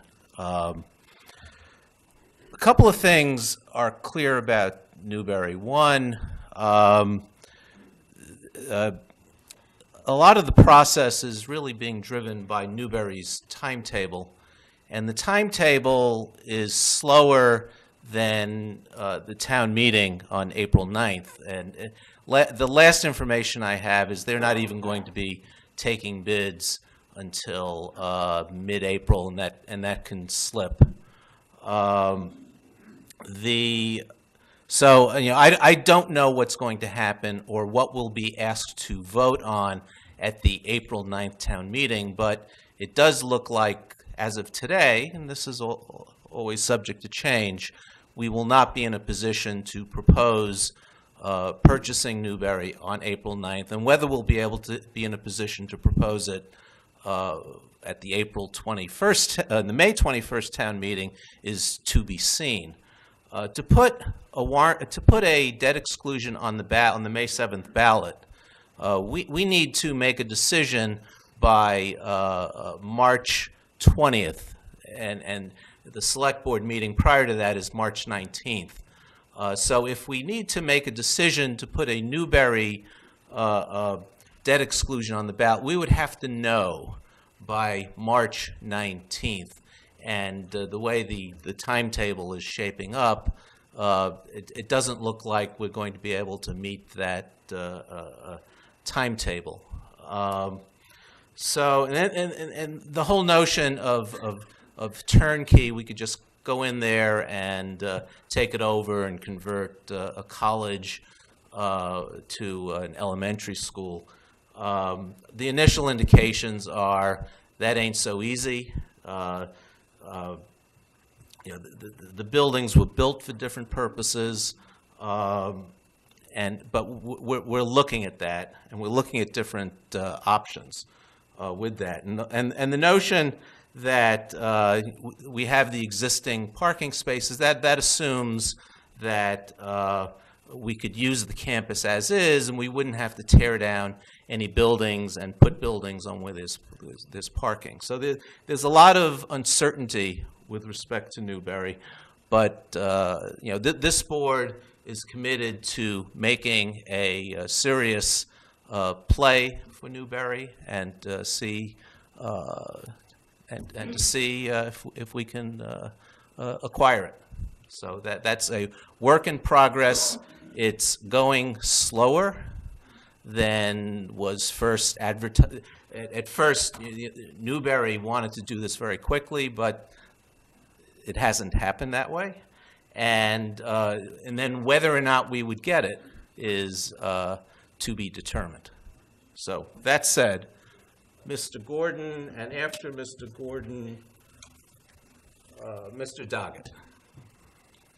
Thank you. Neil Gordon, Precinct 1 Town Meeting Member, member of the Advisory Committee. I'm also on the board of Brookline PACS.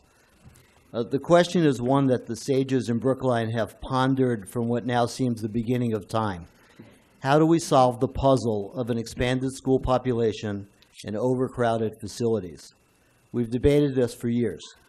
Not here and not there, not too close to an existing school, not too far from, maybe even attached to an existing school. Not in this neighborhood if kids are bused, but okay in that neighborhood if kids are bused.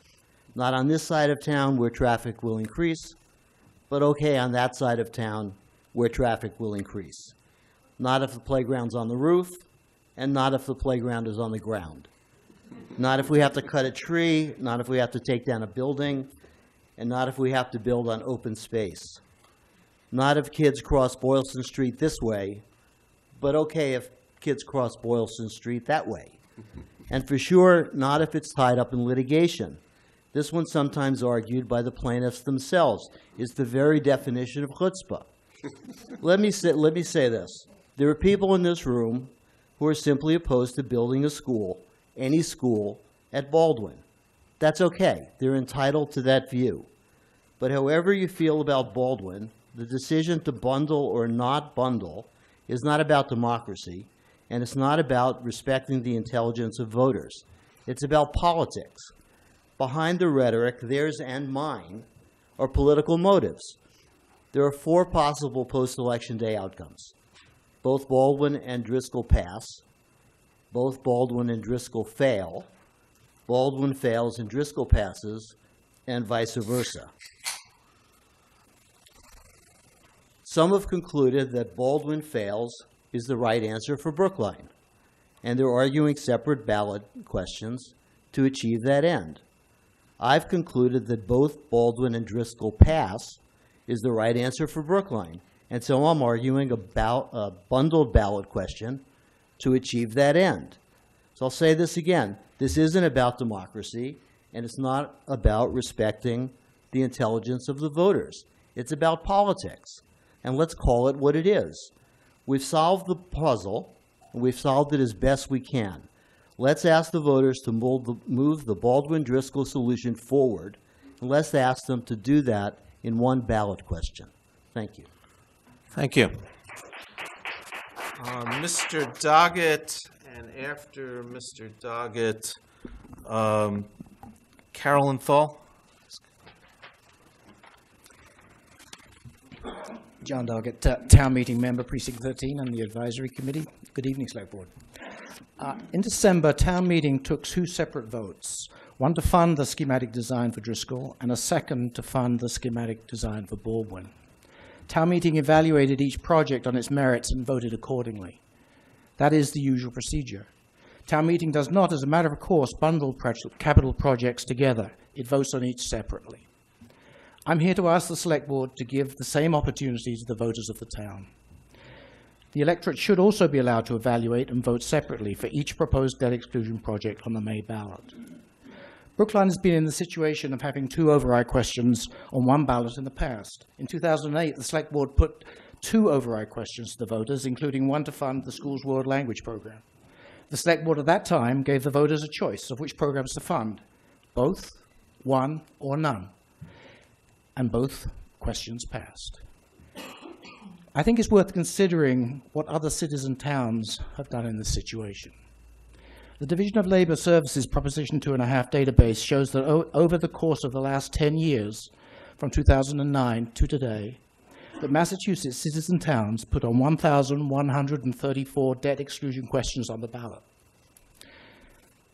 Of these, I could only count 8 bundled questions. 654 were unbundled, multiple questions, and the rest were single project questions.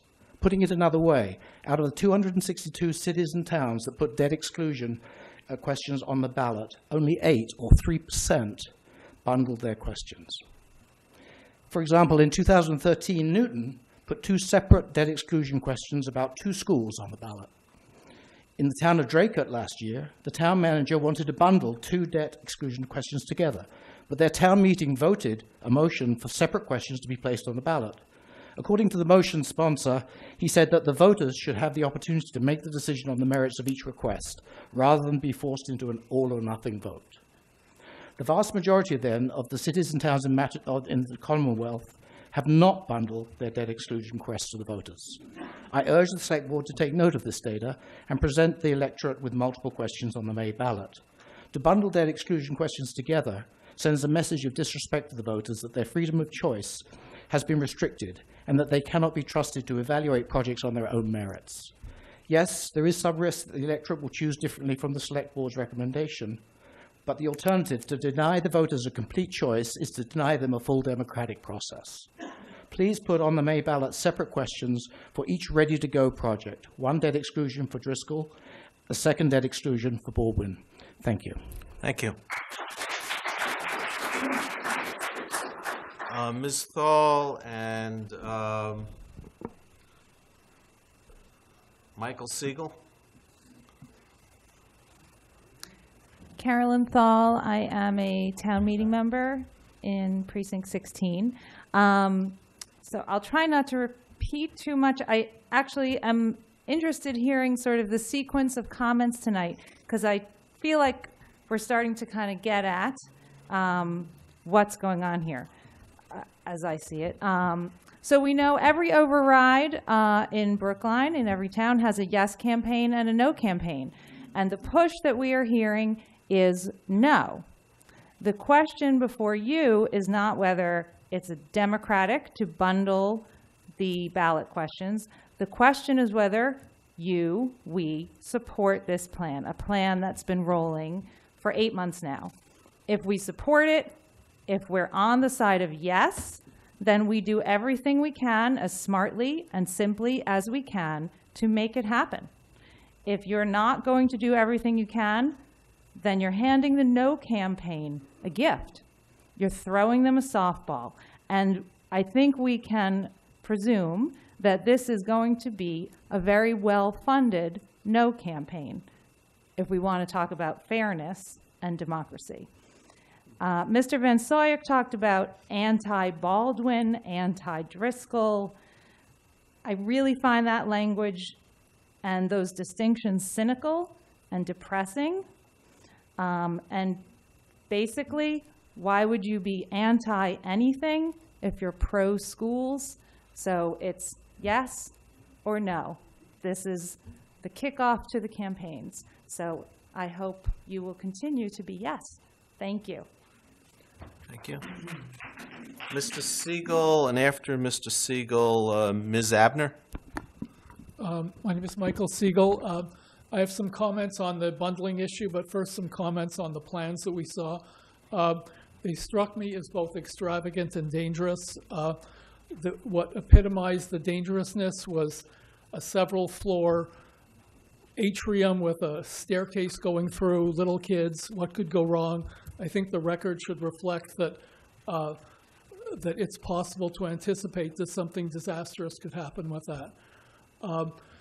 The other thing that comes across as dangerous is that there were clear indications of a plan to have little kids crossing Route 9, probably the most dangerous section of highway in town, and that is also likely to lead to disaster. On the bundling issue,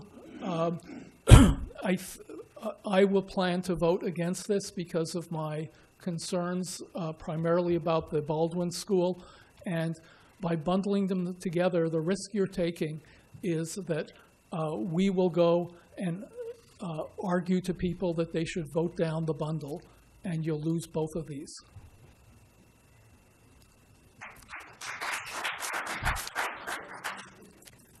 Ms. Abner, and then Linda Roseman.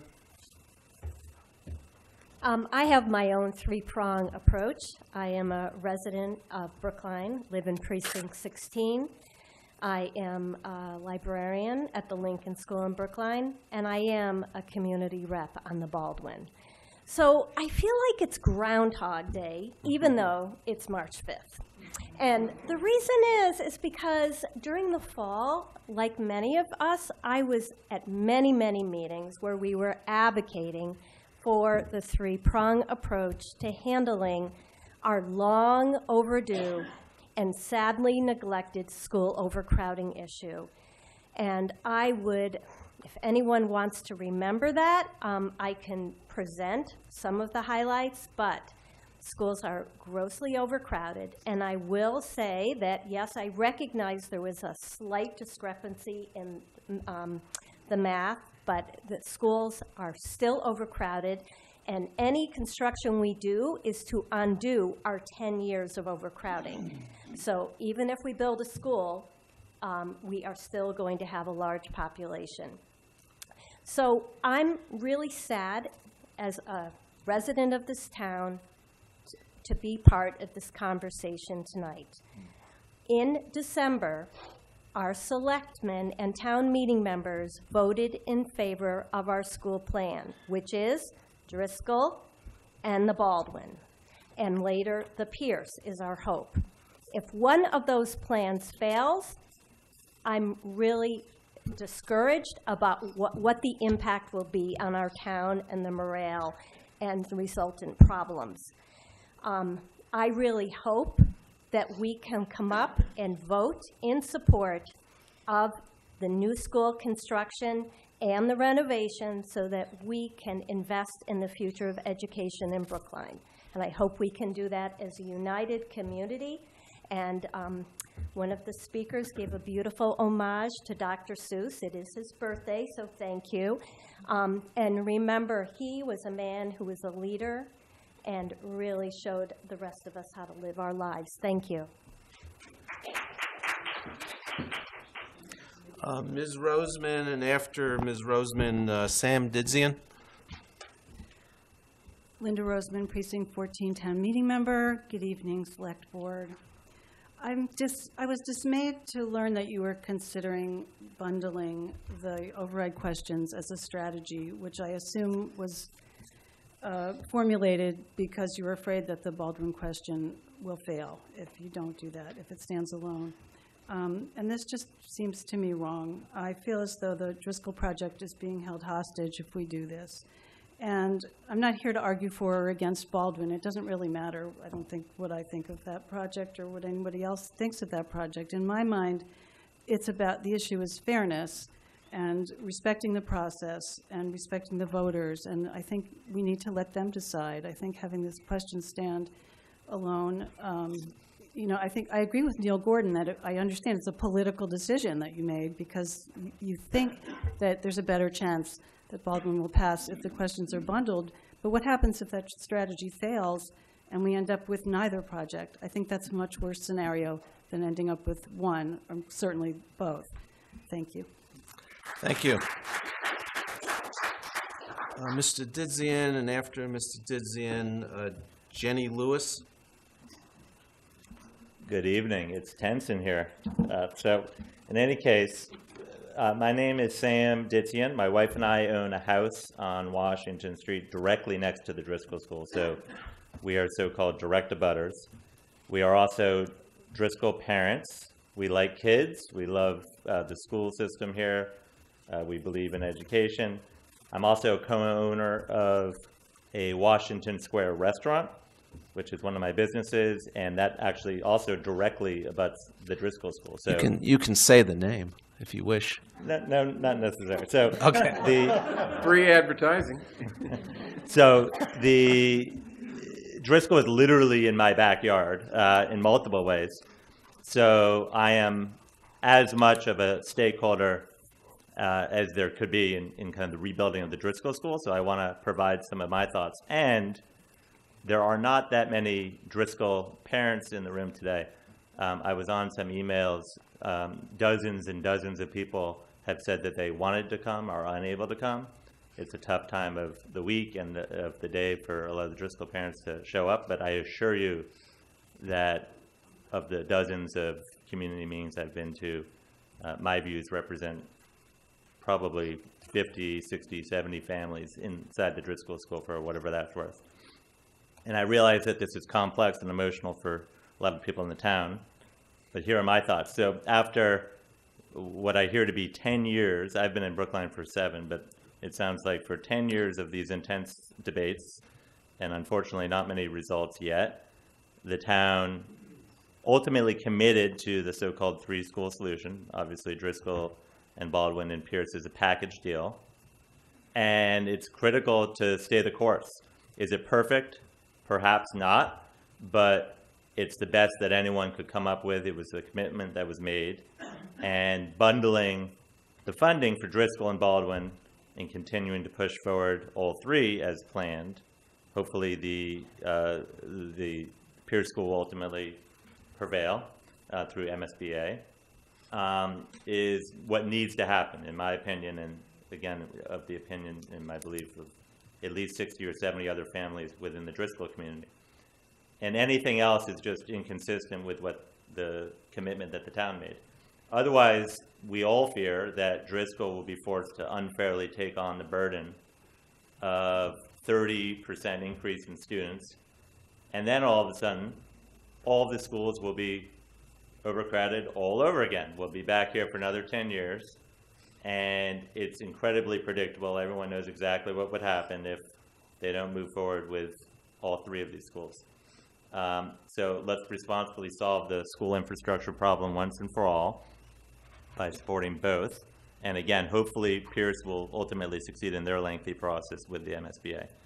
And the Newberry College curveball is obviously creating a lot of very poorly timed confusion and distraction. I get it. And I have all sorts of thoughts on that too personally, and I'm not going to spend my time on it, but I actually would be supportive of taking Newberry College through eminent domain, through a whole strategy, which I won't bother getting into in this, but in addition to the three other schools, because I think the option value of that is something that we won't see again for another 20 years, but I don't think that should be a replacement for the Baldwin School by any means. And I think the town should be ambitious and forward-thinking and be proud of the fact that it needs to spend hundreds of millions of dollars to do this stuff. And unfortunately, I think a lot of people view that as something to be embarrassed about. I think we should be proud of that and keep the schools updated and the best they can be. That's what makes Brookline great. That's why everyone wants to live here. That's why the property values have done what they've done. So I think it seems appropriate to solve the problems for the next 20 years and not simply offer the town a Band-Aid and deal with the other very obvious, very predictable crisis that would happen in a few years if we don't move forward with the three-school solution. So I'm fully supportive of that, but I can't just support Driscoll's funding unless it's kind of guaranteed to be part of a bigger plan because of everything I said. And ultimately, it just won't solve this problem. And the real question is, are we just trying to build a school, or are we trying to solve a bigger problem here? So that's I fully support this three-school solution. Thank you. Thank you. Jenny Lewis, and after Ms. Lewis, Jim Franco.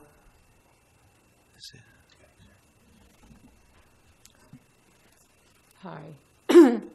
My name is Jenny Lewis, and I've lived in Brookline for over 40 years. I sent my daughters to Brookline schools, and I practiced pediatrics in this town and looked after literally hundreds of children attending Brookline schools. When I came to the US as an immigrant, I was ineligible to vote. I was unable to influence government on a national level, but more importantly, unable to have any effect at a local level, at a local town level, where I thought my vote and my opinions contribute most to my community.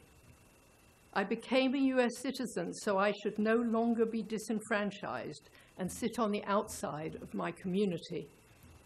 I became a citizen so I could voice my opinion and vote on important issues affecting not just me, but the whole community I live in, Brookline.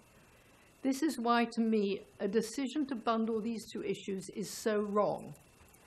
Too much of politics today is driven by the concept of winning, but sometimes winning comes at a cost. And in this case, the idea that the three-pronged solution has to win deprives me and the individuals who make up this town of what I think is a fundamental right.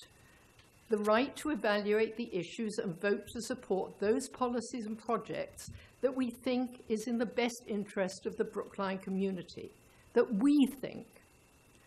One definition of democracy is a system of government where the citizens exercise power by voting. Please do not limit my ability to exercise that power by merging two separate issues into one bundled vote, forcing me into the untenable position of making an all or nothing choice. Thank you. Thank you. Mr. Franco and Sandy Springarn, I saw her leave. So the next one will be Carol Levin. Good evening. I'm Jim Franco. I'm a town meeting member from Precinct 1. My day began today, this morning, by receiving a call from a young parent with kids in the Brookline schools. Impatient that nothing has been done and that we face the prospect of continued overcrowding in the schools. My wife and I are the parents of 2 kids, both of whom went through the Brookline schools, and we were very satisfied with the outcome, and we think present parents deserve the same opportunities that our family enjoyed. I am bothered by and skeptical of the argument being made that bundling of override votes in the spring of 2019 town election would be anti-democratic. Neil, you opened the meeting this evening by recalling the B space that began so long ago. I remember that you were instrumental in actually crafting something that brought that B space to a conclusion. And here we are 8 years later, finally with a solution before us, and we're arguing about yet another delay. There have been different approaches discussed to deal with Brookline school population problem. Since B-Space, there were public meetings and more public meetings. Voters were heard, parents were heard, different viewpoints were expressed. Town meeting represents every section of town, and after delaying the process to conduct yet another study, we spent several $100,000 studying a multi-pronged solution. We came to a vote at the last town meeting. We've got a 2/3 vote in favor of the Driscoll and Baldwin, and then the delayed Pierce solution. Town meeting is nothing if it isn't democratic. You don't have town meetings in other sections of the country. The solution coming out of town meeting was done in a democratic process. In my view, the Baldwin-Driscoll solution depends on each other. One doesn't solve the problem without the other. A political decision you make about protecting the different override votes is again a democratic process. As mentioned before, voters have to decide these projects. So I urge you to consider bundling. Thank you. Thank you. Carol's, then Mr. Benka. If Carol isn't here. Dick, come on up. And after Mr. Benka, Pam Lodish.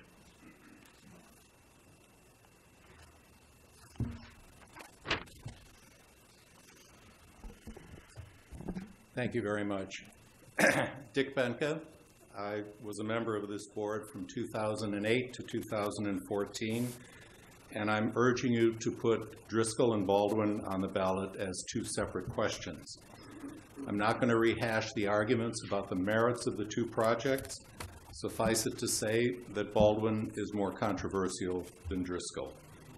The hope with bundling is that Driscoll would pull Baldwin across the finish line, but that if you give separate choices for the 2 projects, Driscoll could pass and Baldwin could fail. In the past, however, when there have been similar disagreements about the merits of a particular initiative, the town has disaggregated ballot questions, and it has not presented an all-or-nothing choice to the voters. As was alluded to in an earlier presentation, in 2008, there was a 2-tier pyramid with a $5.4 million first tier and a second option that added a more controversial $800,000 for an expansion of the World Language Program. Voters were not given an all-or-nothing choice. They were not told, you have to accept the $800,000 for world languages if you want to keep police and fire and library hours and steps to success and a longer school day. They were given a choice. The merits were debated during the override campaign, and ultimately world languages was approved by the voters, though with a smaller majority than the first tier of that pyramid. You should do no less here. Baldwin is at least as controversial as world languages was in 2008. Voters should be given a choice. They shouldn't be told, if you want Driscoll, you have to take Baldwin, and if you don't want Baldwin, you have to vote down Driscoll. If Baldwin is indeed necessary and appropriate and not ill-advised, it should be able to stand on its own merits, just as world languages did in 2008. Now is not the time for this board to be political, to adopt a win-at-all-costs approach to framing the override vote in order to, in the words of a previous speaker, make it happen, quote unquote. Please structure 2 questions. And then, if you want, during the campaign, put on your political hats and argue the merits of those 2 questions. But for now, please respect the process and the voters and frame separate questions. Thank you. Thank you.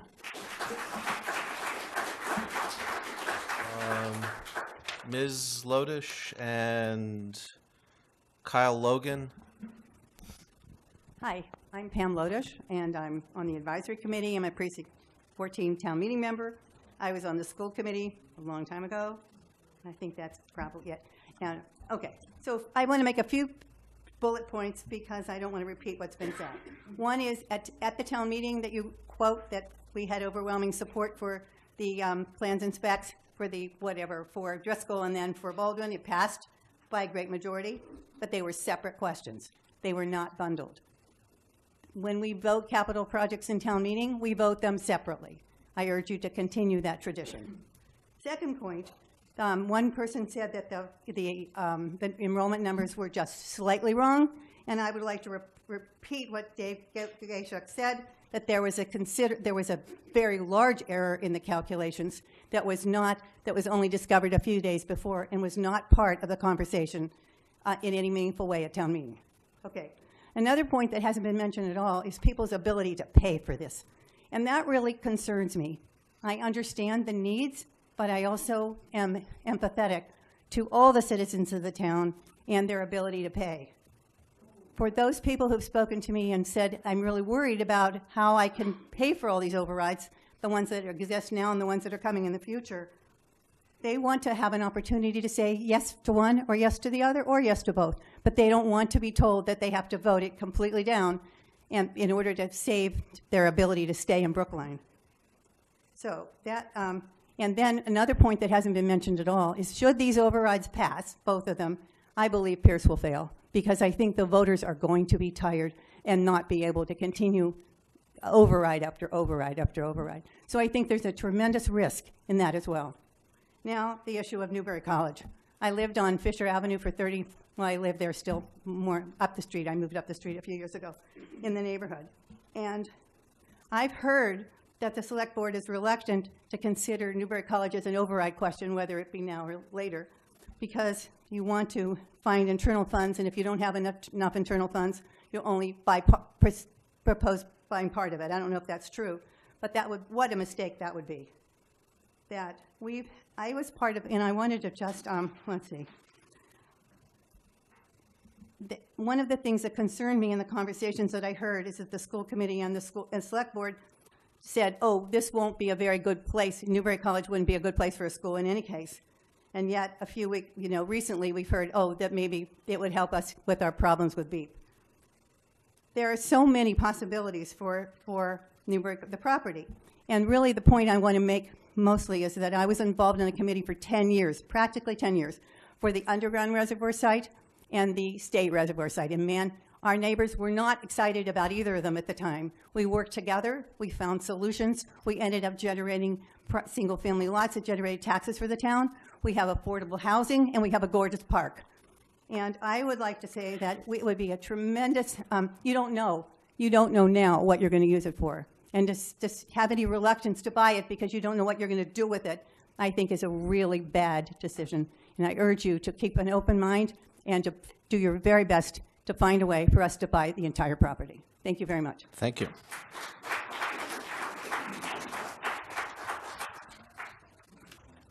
Mr. Logan and I can't read the last name is Maynard? Michael Maynard. Michael Maynard. Oh, I'm sorry.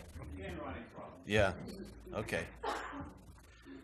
And by the way, Mr. Maynard is the last person I have. Is there another sign-up sheet? If not, I'll take anyone who wishes to speak after that. Yes, sir. My name is Kyle Logan, and I am part of Precinct 15, and I ask you not to bundle the two together.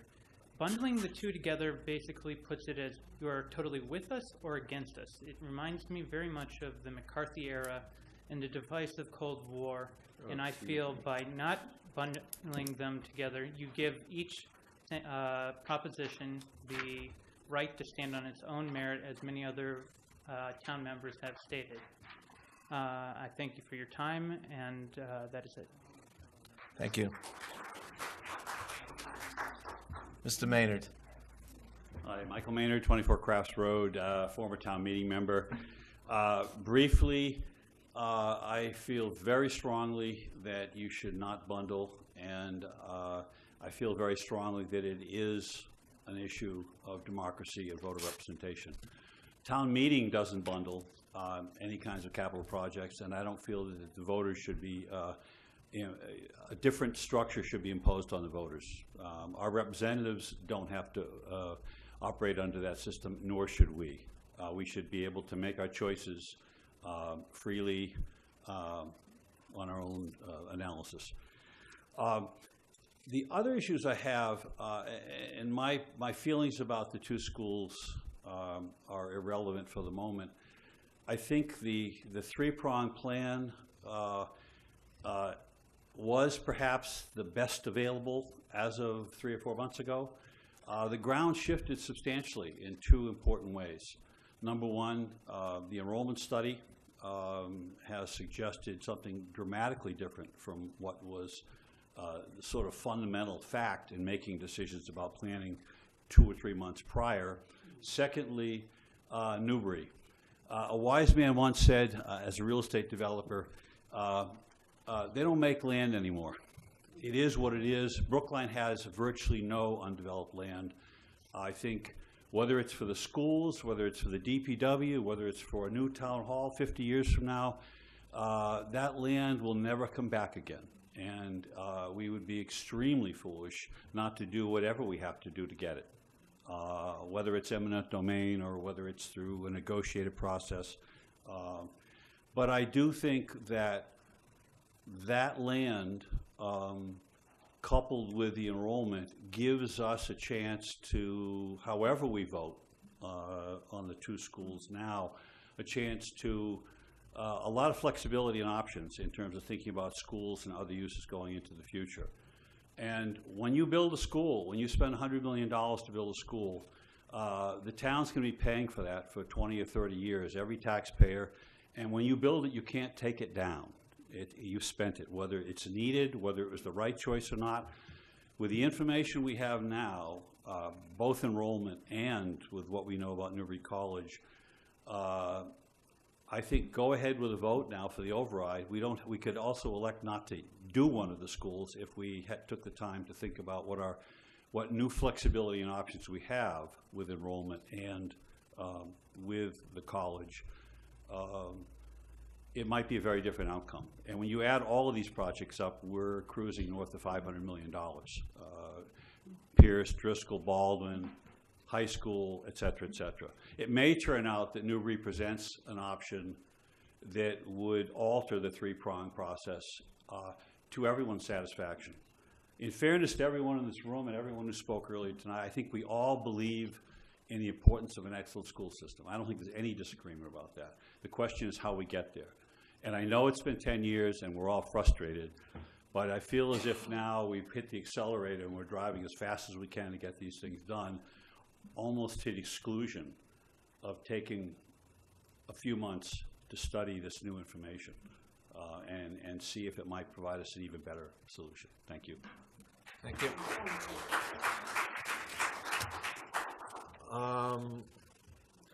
Okay, Karen Miller and then Rosemary Ashby. Okay. Is there anyone else who wishes to speak? This is your chance. Okay. Okay. Speaking on behalf of my neighbor, Rose Ashley, we had no intention of speaking. We thought we were signing an attendance. Why don't you... Karen Miller, Precinct 13, and one of many neighbors gathered here tonight. It's late. I'm going to be very brief. I've attended many of the meetings for Baldwin and all the previous debates that have gone down these last several years. I think we all, in essence, believe in Brookline. We trust in Brookline and its decisions, and we're hoping that there'll be fairness tonight. As you deliberate bundling or not bundling, I echo what others have said in the room tonight to make sure that the issues are clear, the facts are clear, and that as voters, each of us understand exactly what is being asked of us individually. And that's to not bundle the decisions. And thank you for your time and your effort and all that you give to the town and to all of my fellow residents who care just as much about this town as I do as well. So thank you. Thank you. Okay, so that concludes the public hearing. We're going to calendar a discussion of the board next week. We have a lot to think about, and I think we'll be looking at making a decision next week. We have 1 week. If we don't make it next week, we have a little fudge room to push it to the 19th, but we're going to try to do it next week. So thank you for coming out, and we have a lot to think about. Thank you. And I think that concludes our business for tonight.